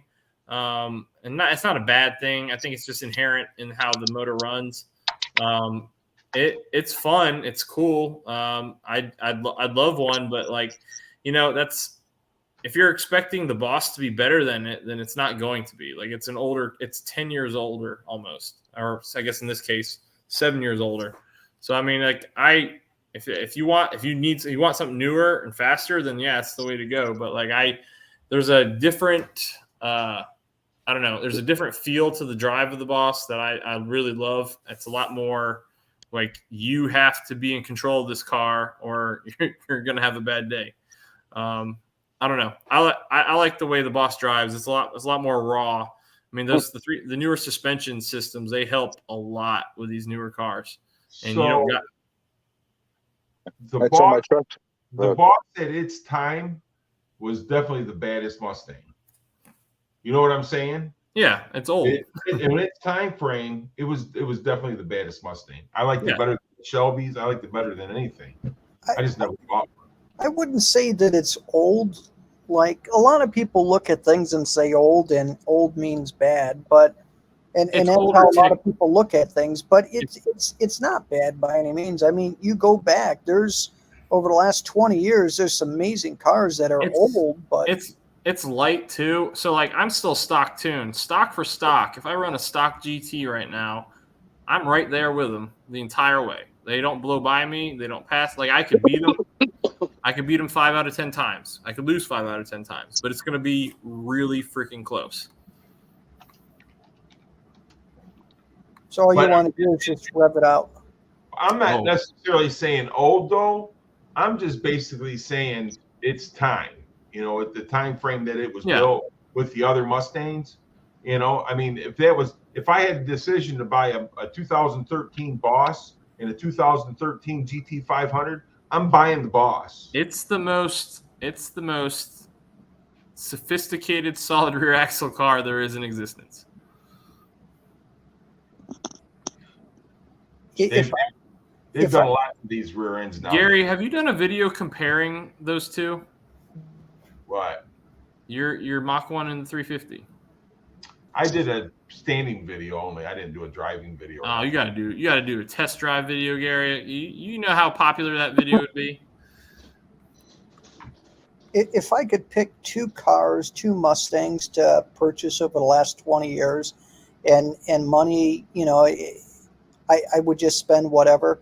I would get a super low mileage, like 5,000 mile 04 Cobra, and then I would pick up a new GT350. Those would probably be, for me, the top two. Have you seen you know who Alejandro Flores is? Have you seen his channel? Yeah, and have you seen his opinion of people that buy the Cobras? He makes especially the 500s.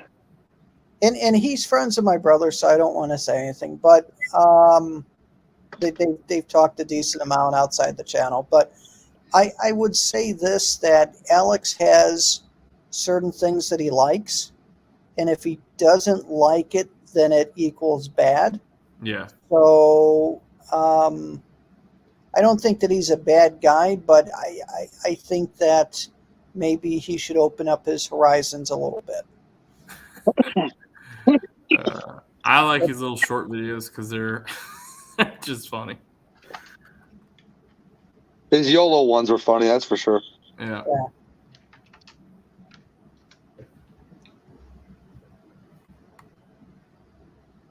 Dude, I was at a car show today, man. A guy had a 69 Camaro, all original. Well, it looked all original. Said 427 on the side.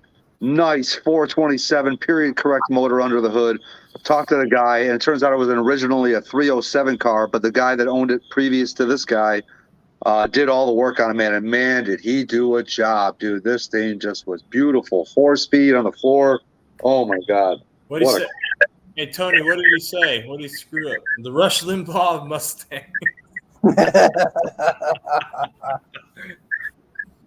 Hey, I'll be right back. I'm going to throw this back in my car real quick. So, Tony, what did he say? To the right, brother. To the south. See, now Tony did a video.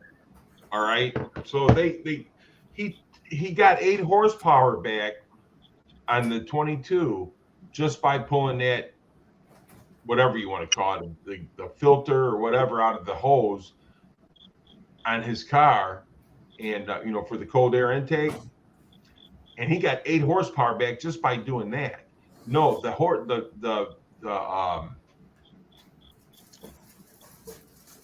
Air filter? yeah, on the air. No, there's a stupid thing they put in. Like it's the reason that the newer cars lost 10 horsepower. It's blocking the airflow. Is what it's doing. Yep. Later, Yellowhammer. Have a good one, man. Have a go on Yellowhammer. Later, Yellowhammer. Hold on a second. Are you saying you got 18 horsepower out of that, Tony? What are you saying? On the video, I thought he said 8. He yeah. I need to clean my filter. My filter definitely needs to be cleaned. I think some of his information is dead on, but other stuff doesn't really line up.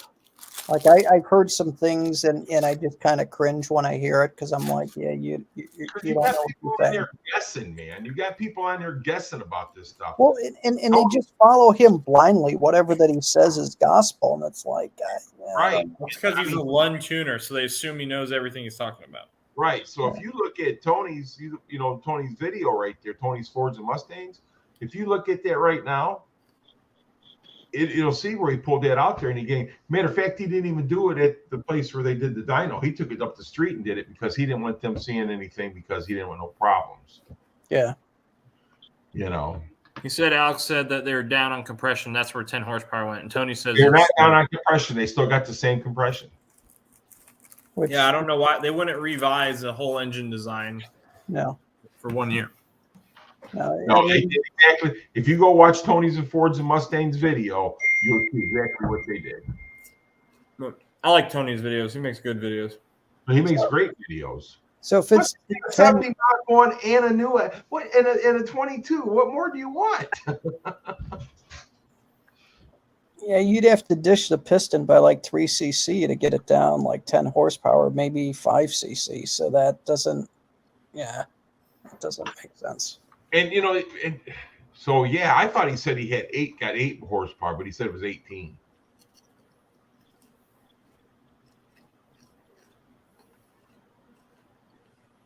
I don't know, stupid fast truck. I couldn't tell you. I never fooled with one.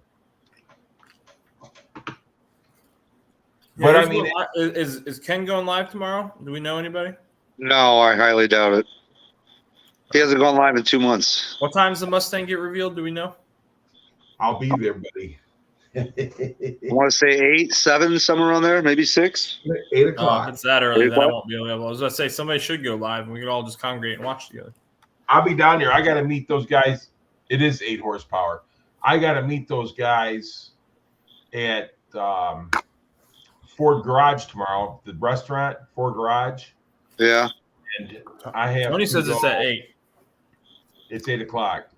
So I have to go to the road headquarters. We're all meeting up there for the Stampede, and we're all cruising into the show together. So that's 8 o'clock Eastern, right? Probably 7 Central my time? Yes. Okay. Is that going to be on TV, or is that going to be like only being streamed? There's going to be a live stream for the Stampede. So you got to check out the live stream. I'll see if I can find the link and send it to you. I'm sure Ford Performance. Please. I'm sure Ford will stream it on their YouTube channel too. Well, that's the Stampede. That's Ford's doing it on YouTube. Yeah.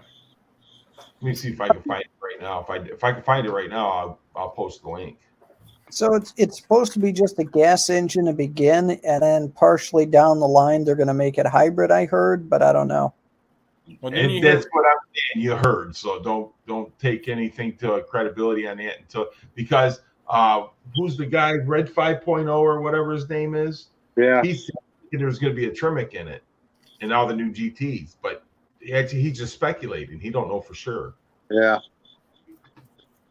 Hell, even stay mode don't know. And he's Mr. Sort of Connected.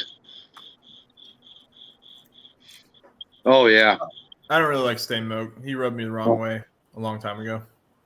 Same thing. As soon as He's rubbed a lot of people the wrong way. I didn't like the pity party as being in COVID. I really hated it. There's not too many of the big Mustang guys that don't rub people the wrong way. I mean, there's car guys on YouTube channels that are really big that I like Uncle Tony, but not too many big Mustang guys that I don't know. excuse me. I did like his channel a lot until it was a pity party about woe is me. I can't pay for my GT500, my GT350, the Raptor, and all this other cars in my garage because of COVID shutting everything down. Like I really did not like hearing that. Yeah. And like, other people have real world problems. Like, hey, I got to feed my kids and I don't have a job anymore. So that I didn't appreciate hearing that. So now the link I'm about to give you is for the live stream that's going to start in 21 hours. September 14th at 8 p.m. This is when they're going to take and start revealing. Can you text me that link, Gary? I can send it to you in Facebook? Yes. Okay. So that link I just posted right there just now is for the revealing of the Mustang. Okay.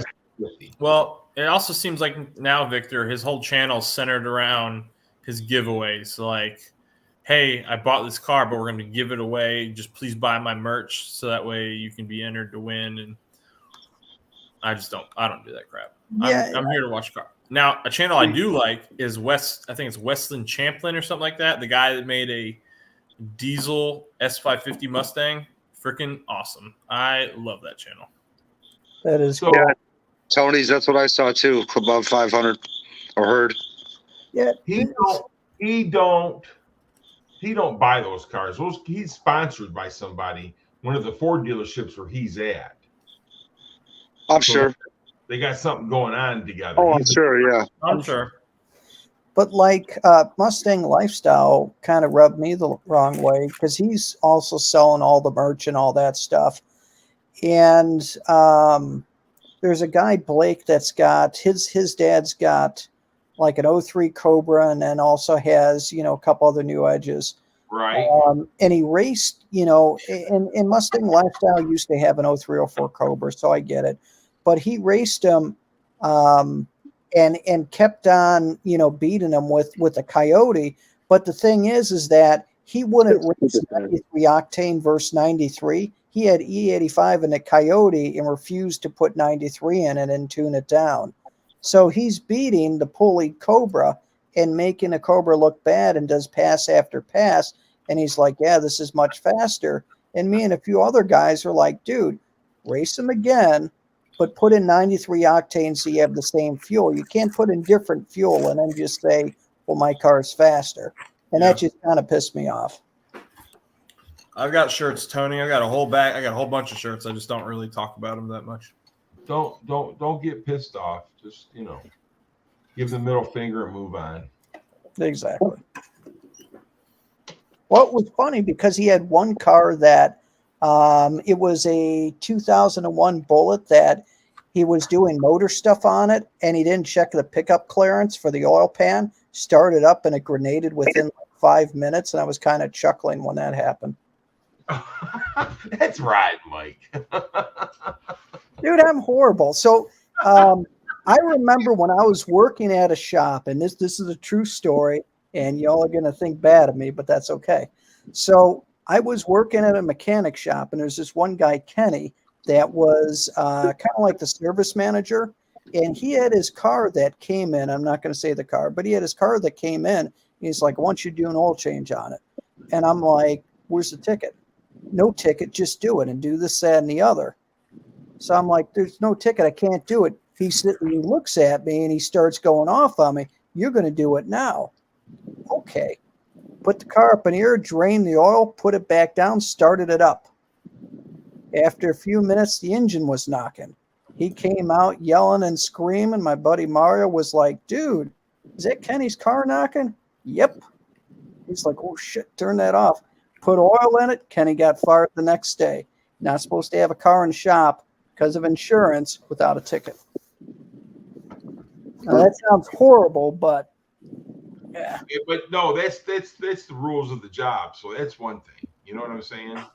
I know, but if someone's a dick, I push back. It's just how I am. But being mean. I can be mean. All of us can be mean. Gary, you can be mean. I'm sure there's some meanness in you somewhere. Not We me. just never see it. Never. He doesn't know how to not be awesome. I don't. I tell you one thing. I won't let anybody push on any of my friends. Yeah, I can see that. That's for sure. Carmel will attest to that. That's for sure. So yeah, that right there, like I said, that's the thing for the live thing for the Stampede tomorrow. Did you send it to me? Yes, I did. Thank you, sir. All right. I think we're going to go stay live for another 13 minutes. And then Matt's going to go live. No. There you go. What's I the gotta matter with the boss owners? Always want to quit early. I think quit early. It'll be 2 hours. You've had more people in here tonight than you've ever had. What's up, Broken Tool? Is the crackers making you thirsty? For literally, yeah, and it's crazy. I don't know what's changed. So Maybe Gary, people are bored. are you saying, Gary, that the people want a show? What? People want to. He needs to stay on because he's got more people than ever. Well, now there's only 9. There was 30 before, 33 or so. Oh, there's only What's it downtown? Oh. 9, you said? Have There's I 9 ever now. done possum kicking? No. What is possum kicking? I've been cow tipping before and got shot with rock salt. I Sublime, what, tomorrow? yeah, Sublime will go live tomorrow and tonight. He'll be back-to-back lives like he has Oh been my previously. Somebody would have to come in and then bring it in. But yeah, I suppose I could do that. No, all you got to do is Although, share wait, your... wouldn't I get freaking like copyrighted or something by showing that on a live? Yep. That's why you should do it. Yeah, no thanks. I'm not even a YouTuber, and freaking, that shit dawned on me pretty quick. I was like, yeah, no, that's not gonna fly. But wait, somebody else is gonna be streaming it, right? What's that? Well, somebody's gonna be there and streaming it. Oh, I'm sure they will be. I won't be because I just won't be streaming. The 2023 is just going to be another 2022 if I'm not incorrect, right? They're not changing anything. I thought they were making the 2020. I thought they were making the S650 now. I thought the 650 was the 24. I thought they got pushed. I thought they were making them now because somebody had said that they're not allowed to do any filming or anything in the thing because they're already building these cars.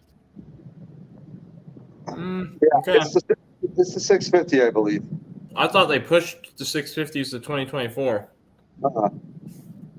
The hybrid they probably put in 2024. No, Bama, I've never done that. That 650 is it? Are you sure? Because I was told that they already had them on the assembly line for 2023. Hey, Broken Tool. The hybrid was supposed to be the 2024. That's what I thought too. Yeah, Victor, I had to drink a Coca-Cola. That's why I said hell frozen over. Well, I'll find out tomorrow. So I'm not absolutely sure. I'm just saying. Later, Broken Tool. Even Tony says it's a 2024. Huh. I'm going by what I was told by people that's working at the plant. Google. Somebody Google. Google's always right, Gary. Right, Gary? I'm on Brother's, man. I can't say that. He says you're allowed 2 swear words, are they? Did you? Or was that only on the videos? I think we've been clean, so we got at least one coming.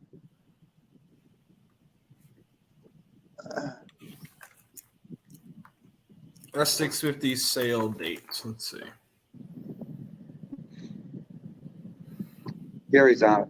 The S650 Mustang debut will be released. All right. The delays now point to a release date, which is scheduled for the 17th of April, 2023. But which means it will be launched as a 2024 model.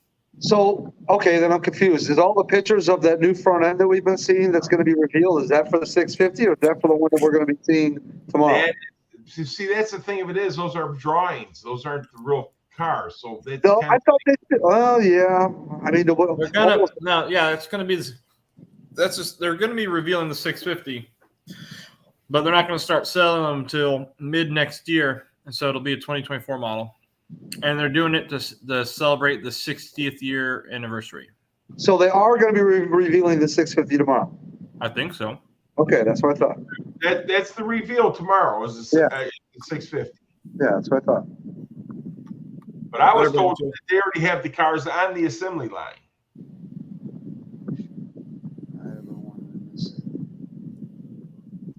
We'll find out, man. We'll find out. Stu Fast, I think you're being a little sarcastic there. I'm just gonna throw that out. That was the worst reveal video I've ever seen. I'm not gonna lie. I was there.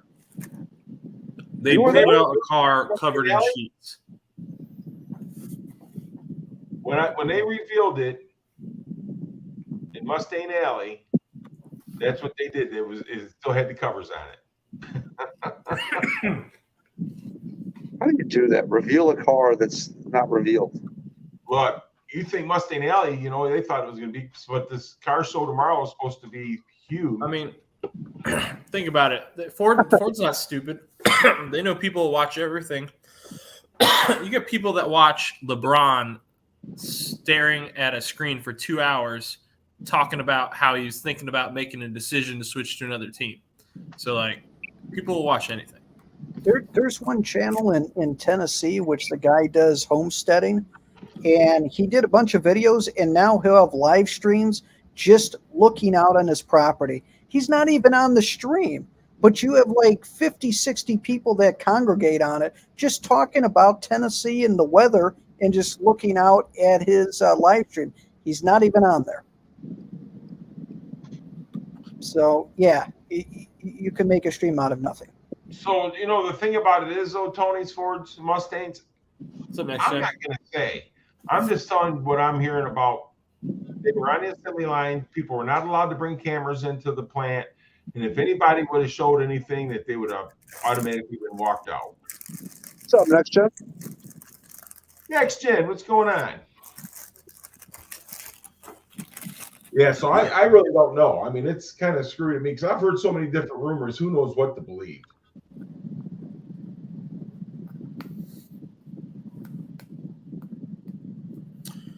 We got 7 minutes to go. Oh, come on. We're having an awesome stream here, and you want to just give it up. I had a 65 Mustang convertible next to me at a car show today. Not a bad car. There were some nice cars. There was a C6 ZR1 there. Oh, my God. I took a few pics of that. There was a lot of nice Dodges, dude. There was a 70 purple Challenger 440 car. Oh, my God. It's called Plum Crazy. Yeah, I know. Okay. Well, it's not purple. There was one car that I was like, it was a convertible, and I was like, dude, I really wish this car was a hardtop. It was like a 60. It's a Boost Addict. Oh, it's some bad news, man. 67 or 68 Firebird, but it was a convertible, but it had the hood inlets on the hood. Oh, Who's the dick? You get in another fight. what happened? He blew up his car. Oh, shit. Dude, you're kidding me. Oh, my God. What happened? Oh, man, oh, man. Jump on the live stream. Oh, Blando. Tell us what happened. 3 Fox 347. What's going on, buddy? Next What's up, gen, I need to loosen up, and I think I'm a pretty easygoing guy, Victor. Pretty easygoing. I think you should stand an extra 15 minutes. Yeah, because Boost Addict's got to tell us what happened. Come on, jump up. Let's Who's go. standing? Come on up here. Not even my stream. Come on up here. Come on up here. It would be really cool to have Tony's Ford Mustang up here.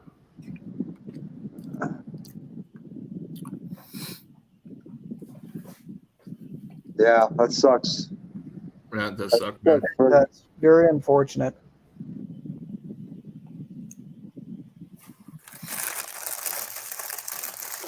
Boy, it looks like Brailsford's the new sublime here when it comes to eating on the street. No, I'm the new Brailsford because I'm a large man. I need food to sustain my large stature. All original. 65 fat convertible Mustang, white with red interior. Purdy.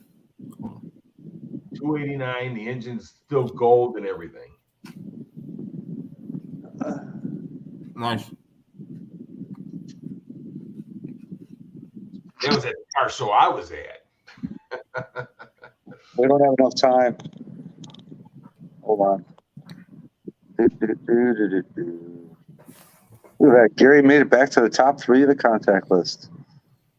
What? What? Well, that 68, dude, that was right next to my Mach 1. What a nice car. All right, so these are the cars I took pics of. You tell me which one you want to see pics of, and I'll send them to Gary. That plum crazy Challenger 440, which I did take a pic of the engine. A Dodge Demon, a Dodge Red Eye, that Firebird convertible I told you about, a 70-ish Dodge Charger RT car, 57 Chevy, that Camaro that I told you Good about. night, Tony. Have a good night. Oh, the Saturn Sky that Boosted just bought. One that was there. Dodge Dart, that C7 ZR1, C6, sorry. A Datsun 280Z with a really nice looking motor.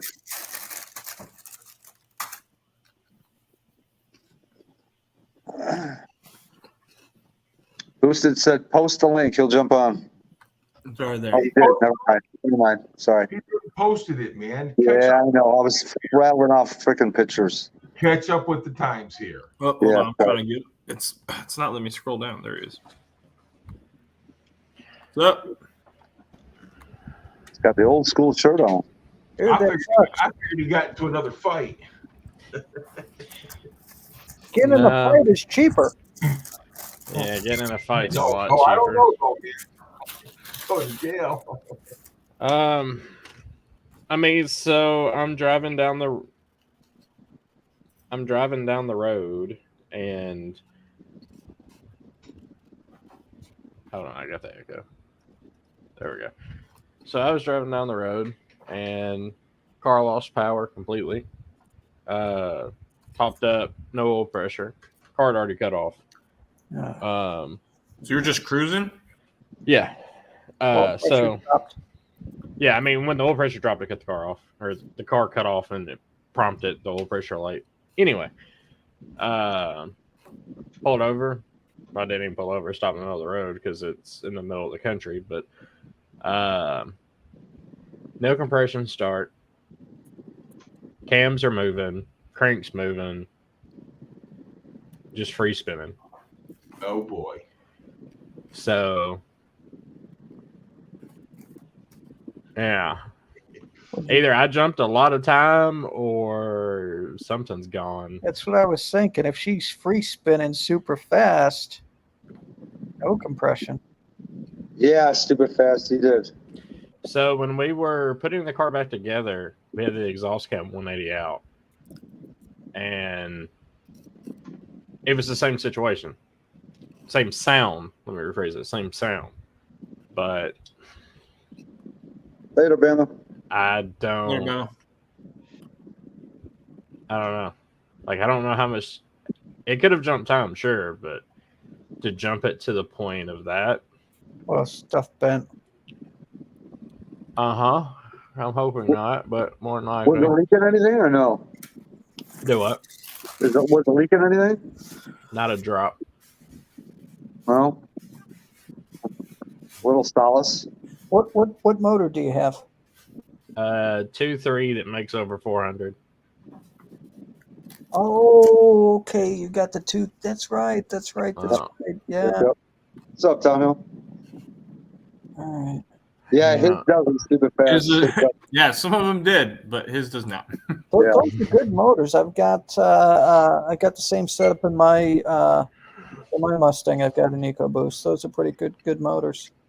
Yeah, they just don't like horsepower on the stock block.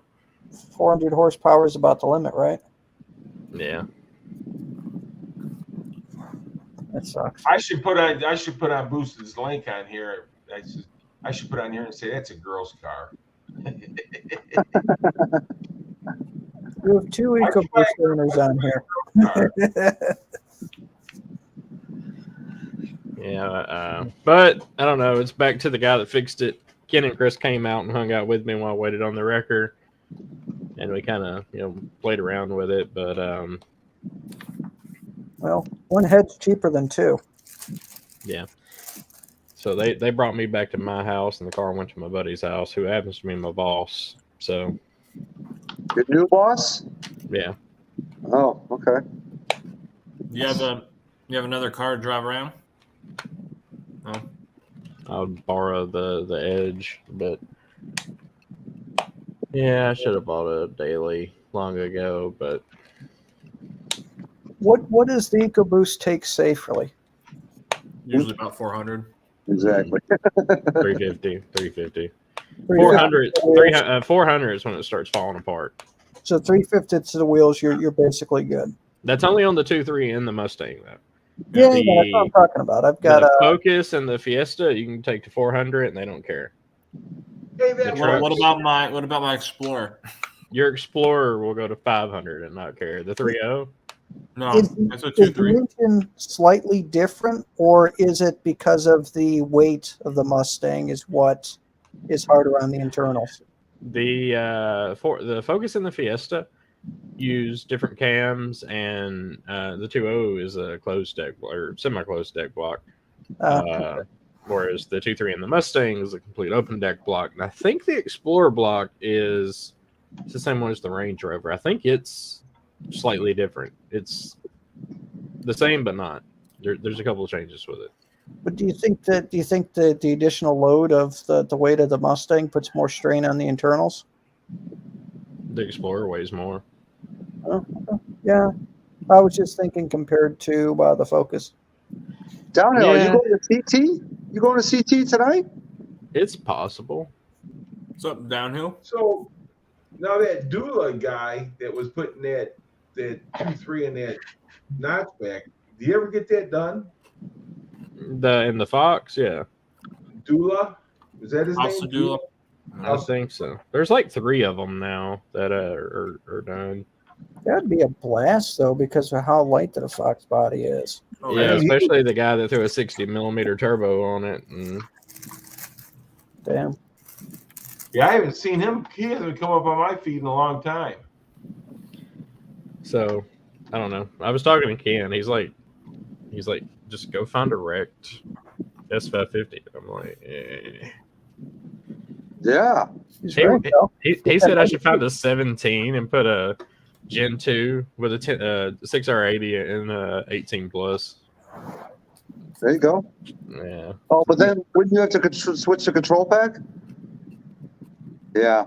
How much is an EcoBoost motor in a boneyard? Because I mean, not too many people want them. Yeah, but I would just blow it up. Ken's right, dude. You're better off just getting a freaking Coyote. Ken and Chris even looked at me and said, "You can't buy a stock 5." He's like, I know who I am and I know what I'll do. Yeah. Ken and Chris looked at me and they're like, "You don't need a stock 5.0. You need like a Esslinger My name is RPG Michael, and I have a build." horsepower addiction. So why don't you buy like a motorsport block or something like that or whatever and build one?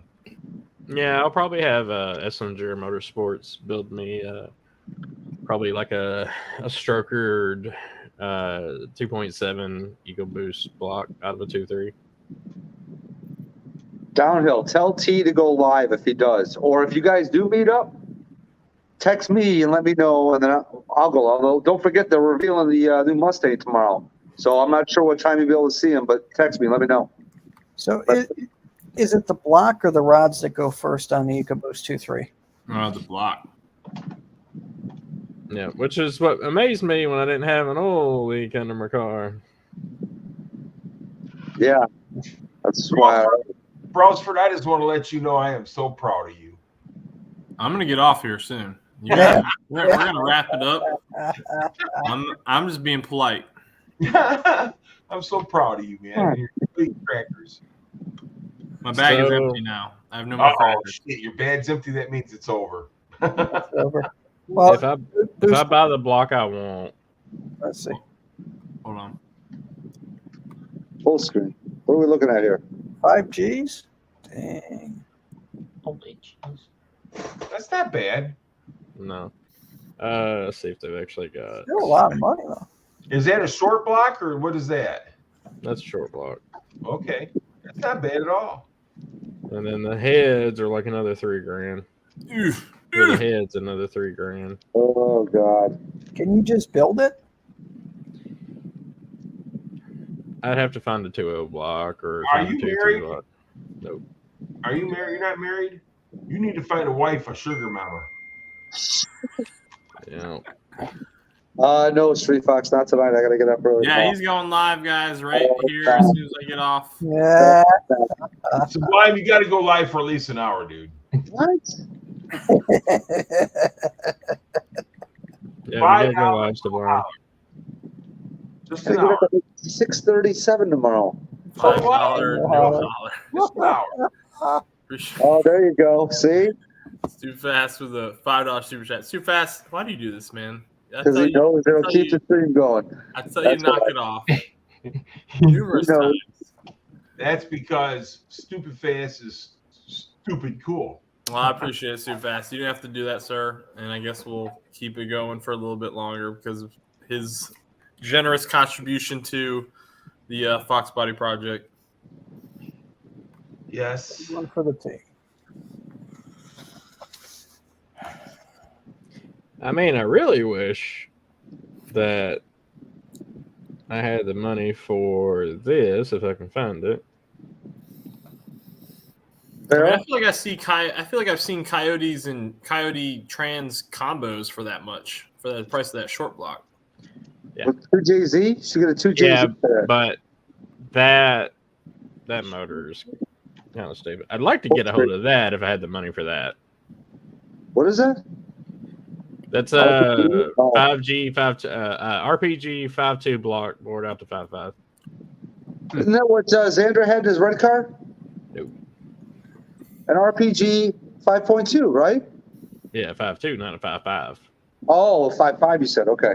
I mean, Damn. if you want to piss people off, drop a Terminator engine in it. This, If I do that, I'm just putting a big banner on the back of my car that says, "It's a Termy, guys." Just to piss off the Terminator people. Victor, appreciate it. You guys, you really don't have to do that. Please don't. Please. Oh, my God. I do appreciate it. Every little bit goes straight into getting the box ready to Victor go. is So spot I do on, appreciate it, Victor. Victor, I don't know why you did that, man. It's going to be coming right back to you here soon. I just need to find a 13 boss somewhere. That was good. So boosted it. If mine ever cuts loose, my Eco Boom, I am dropping a 4.6 in it. Yeah, there you go. Have you guys seen? There's a guy. He was on that dude in Blues channel. He had I want to say it was like a 2017 3.5 car. Maybe it wasn't a 3. Whatever the last year they did the 3.5, I think. But he twin turboed it, and it was awesome. Nice. There's a place that sells an engine on a pallet, and it's got everything. You can start it up on the pallet and everything. Parts Farm. Is that what it is? So did Damn. Xander sold the Supra? It's gone. What? He says Xander has no car. Oh, good for him. Well, that dude, I got like Xander, but man, he moves through cars. It does it just for this YouTube. Oh, I know. I know. I've followed him in a while. I know that he's had some pretty cool cars, but I thought Xander's had a Bimmer. A Yeah, it is a Bimmer. Bimmer. It's the Toyota Bimmer. There, Cap. Come on. Come on. Won't let me kick you off the chair. So when I'm sitting there waiting for the tow truck, I pulled out my camera, and started taking photos of the car on the side of the road dead. You make videos. You make videos, right? Who, me? Yeah. I should, but I don't. I was gonna say. I mean, that's. I do TikTok more than anything. Well, I mean, if you had to make a positive out of something bad, there's content for you. Of course, you're gonna get the dickheads commenting on it, but Well, it was like 2 cars showed up before Chris and Ken got there. And then one was an old man, probably 70-year-old man, that just stopped and said, "That's what you get for owning a Ford," and then left. that's awesome. He pulls off and then turns. Did you flip them off? Yes. And then this old country Bubba looking dude pulls up. "You all right, Bubba?" "Yeah, what happened?" And I'm like, "I think I probably sent a rod to the moon." And he said, "Oh, well, that sucks. You need a hand?" And I'm like, "No, I got some buddies coming." And then when Ken and Chris got there, like everybody stopped. And I'm like, I had like 80 cars just drive by me like I was a nuisance. And then everybody stops when there's 3 of us. But I think people do that to just be an ass, though. You know, to see Yeah. someone in trouble and it's just kind of like, that looks expensive, and then drives by and you're like, dude, did you really have to do that? Stupid pass. That's a keychain, I think, right, Gary? hey, at least you didn't fall victim to that TikTok trend where someone It's a pulled up to you and little be like, "Hey, you can't park there." Yeah. It's a little car and a keychain. It was a Chevrolet guy, so I mean, you know. Ken made a good point earlier. He says, "Yeah, you know, when Chevy guys don't break down, they don't go fast enough to have problems." That's what you get for driving a Ford. Well, every single freaking direct injection motor they make nowadays has problems as soon as they get to 100K. Yeah, I'm only halfway there. I'm talking about the Chevy guys. Like the amount of carbon buildup in those engines is horrible. Mine's not bad. Like when I had everything tore down, I looked at it. It wasn't bad. In a Chevy? No, in my EcoBoost. No, I'm talking about Chevys. Yeah. Cylinder 2 was perfect. It had so much coolant in it that everything got cleaned. Oh boy. Yeah. There was coolant all the way up to the spark plug. Ooh. Yeah. That cylinder was polished. Nice. So you already started to break it down, or what? Oh no. So 2 months ago, I broke it. So I broke it 2 months ago. Put 1,000 horsepower head studs in it and changed every gasket in the entire car. New crank pulley, No worries, bolt, David. It everything. helps, man. Appreciate you. And I put it on the E85 2 days ago, and then it broke on me today. Wait, so it's a month old? Yeah. You guys Since are the refresh, it's a month old, and I blew it up again. Oh, I just want to let you know, Boosted Dick, you're freaking awesome. I mean, I ran the car at Ford Takeover on a blown head gasket, and Boosted put like 6 cars on that 347.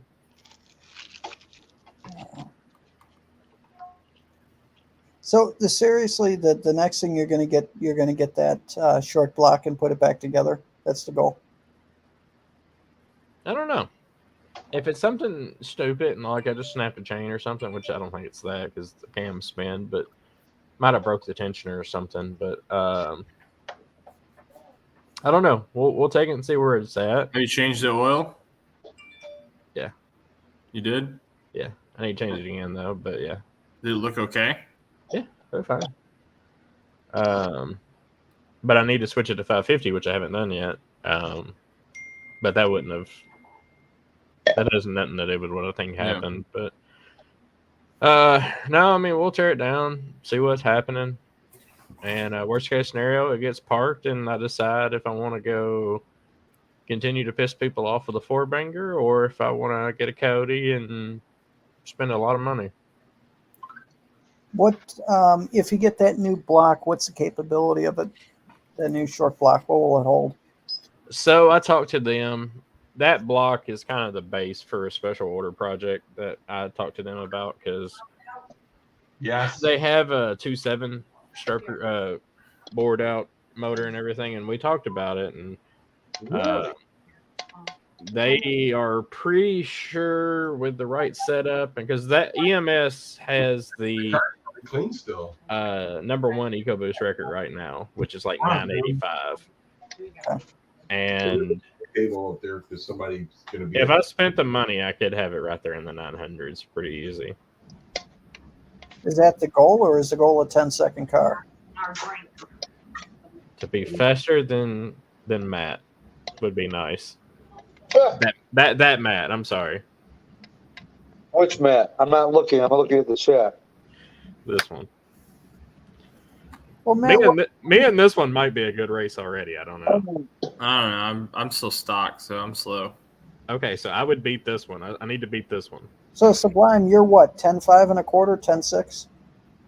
I would think on a good day, yeah, good conditions, 10.5, maybe a 10.4 if it's really good conditions. Well, once you get your long tubes, you'd be at 10.5 for sure. Bronco right? doesn't have a 2.3, does it? I thought the Bronco had a 2.7. I think it's a 2.7. Yeah, it's 2.7. Is it? He's at 91 Mustang's asking. Is it an interference engine? I don't know. I don't know anything about that. Yes. As long as I can beat this guy directly next to me, I'll be happy. Who are you talking about? Gary. Oh, I'm making chocolate milk here, so I'm not paying attention. You're making chocolate milk? Why you alive? want for? With, I'm with nice. graham crackers, bro. With graham crackers. Again, Don't are you 5? Jerry. I was messing. Now, mainly just be faster than Matt would be nice. You're just picking on me. That's all. If I'm faster than Kermit, if a 4-banger beats a GT500, Oh God, I would leave the group. that's going on YouTube, TikTok, on a shirt, on, Yeah, Even if you blow the block after the race, like at the end of the race, the block Oh, yeah. explodes. I would buy a billboard in Jackson and in Michigan or wherever, Well- Detroit, and do that, Well, if you Be blew the like, block at the end of a race, racing a 500 that you won, like hopefully the video would have gone viral enough to where you could have earned some money back to fix it. Yeah. but it doesn't matter. You won at that point. The shirt would have to have the 2 cars, but then Kermit the Frog driving the GT500. Oh no, it'd have to have the meme of Kermit where he's like looking like real pissed off. You know what I'm talking about? What do you think, Gary? Should I get a billboard in Chicago there that says Sublime 500 got beat by a 4-banger? Right by where he works. Yeah. That's the thing, though. I'm not at the office very often. I'm always in different places. Your boss would probably make you work there more often. No, I'd never be at the office. That means I'm not making money if I'm sitting in the office. You're close to I-90, right, Sublime? I'm like 15 minutes south of 90. Okay, there you go. There's where you want it. We need to do it. Ooh, that white car is beautiful. Whose car is that, Gary? That was my 04 Mach 1, 04 Mach 1 I used to have. I like it. Should have kept it. Dude, I have not seen that like body style Mach 1 in a long time. So the 2023 Bronco has a 1.53 cylinder. Yep. And it has a 2.0 4-cylinder. Well, is that the Bronco Sport? I agree, downhill. Yes. Yeah, that's the Sport. Sport's that's the Escape. That's the rugged Escape. Oh, that's a little ugly one. So then the 23 Bronco, the other one has a 2.3 liter in it, 4-cylinder. What's up, Sabino? What's up, Sabino? I thought it had a 2.7. It says the 300 horsepower turbocharged 2.3 liter 4-cylinder. And Street Fox, Ken already did that last year. It's on TikTok. Sabino was trying to tell me to get the 350 in that last video. Bro, what is Street Fox? Oh my God, Street Fox. No, I'm not fast. So who all has beaten you in a race? Everyone. No. Who's beaten you in a race, Kermit? Walt, Other than Ken and James. Car Mob did in his GTR. You said he didn't? Did. Okay. Wait, you said other than Ken and who? James. Carmob. Oh, okay. I don't know. I guess technically the guy that when I ran my 10.6, there was one of the G-Body Nation guys there. Was it Milan or Milan? Milan. He beat me in his mile, and then he got out of it. But he's a nitrous car, man. He's freaking, roll cage, gutted, the whole nine. You never raced Randy, did you? No. Well, obviously, we know what that would have been. Come on. Oh, 4 to 5 second 8 mile car. Yeah, okay. I meant in the F-150. Oh no. Oh Lord, no, yeah, you wouldn't have. No, he could have given you 2 cars and the hit in that car, and he still would have had you. Oh yeah. Oh boy. RJ's old car, Gary. Yes. Yeah. Yeah, that thing was a beast. Yeah. Yeah, get the GT350 that fell out. I would love for you to get. I bet the boss is paid off. And I guess I can just wait and see the Mustang announcement. Maybe they're going to put DCTs and everything. That's for you, Brusford. What? Sabino. Yep, he was the last one to watch the 350 video that commented. So he was trying to get me to get 350, but yeah, it's paid off. And I'm gonna grab my DoorDash real quick. my kids love it. And I'm getting freaking tired, folks. Getting tired. In time, you'll get it, man. You'll have both of them. Yeah, one day. All right, guys, I'm going to take off. Y'all have a great night. Take care, Mike. Hey, Brusford, I am super, super proud of you, man. You got it for 2 hours and 42 minutes. I feel very dirty because of Victor's comment now. I feel like I've been selling myself out in the street corner. You got dollars, do you, boy? He's streamed with you a long time. One day, hey Sabino, that's the goal, honestly. One day, because it'd make the car completely different. So, alrighty, guys, I'm gonna feed my face and get some rest, I guess. Yeah, Right, good night. I still have to take a shower and go to bed because I have to get up early for work. Take a shower? You don't need no stinking shower. Just quiet next to that new wife. No, I do not. And she'll be like, "Get out of here." Okay, when you're in the Navy, at least for me, like the one place you get gross on the ships. The one place I will not go when I'm dirty was my rack. So like, I do not get the bed. You don't get the bed if you stink. You don't go to bed if you're dirty, ever. That's the one sacred place. Victor, I gotta take a shower before I go to bed. No. Oh yeah. I'm just going right there. I'm gonna hug my wife. She's gonna be like, "Get out of here, you stink." But everybody, see Victor, super fast, downhill daddy. Appreciate the super chats, you guys. You don't have to do that. I just enjoy talking with you guys, but every bit helps the build, so I do appreciate it, and I appreciate everybody coming in here. This was a good live stream. We had a lot of people in here for a while. Yep. And Sublime, 5 minutes. You're going live. Yep, he's going live, guys. In about 5 minutes, he's gonna get a snack, drink his chocolate milk and graham crackers, and he's gonna go live right after that. There you go. See that? You already got the munchies on. You're good, man. Crossford, thanks for having me up, brother. You have a good night. Yeah, everybody have a good night. For 1 hour, and that's it.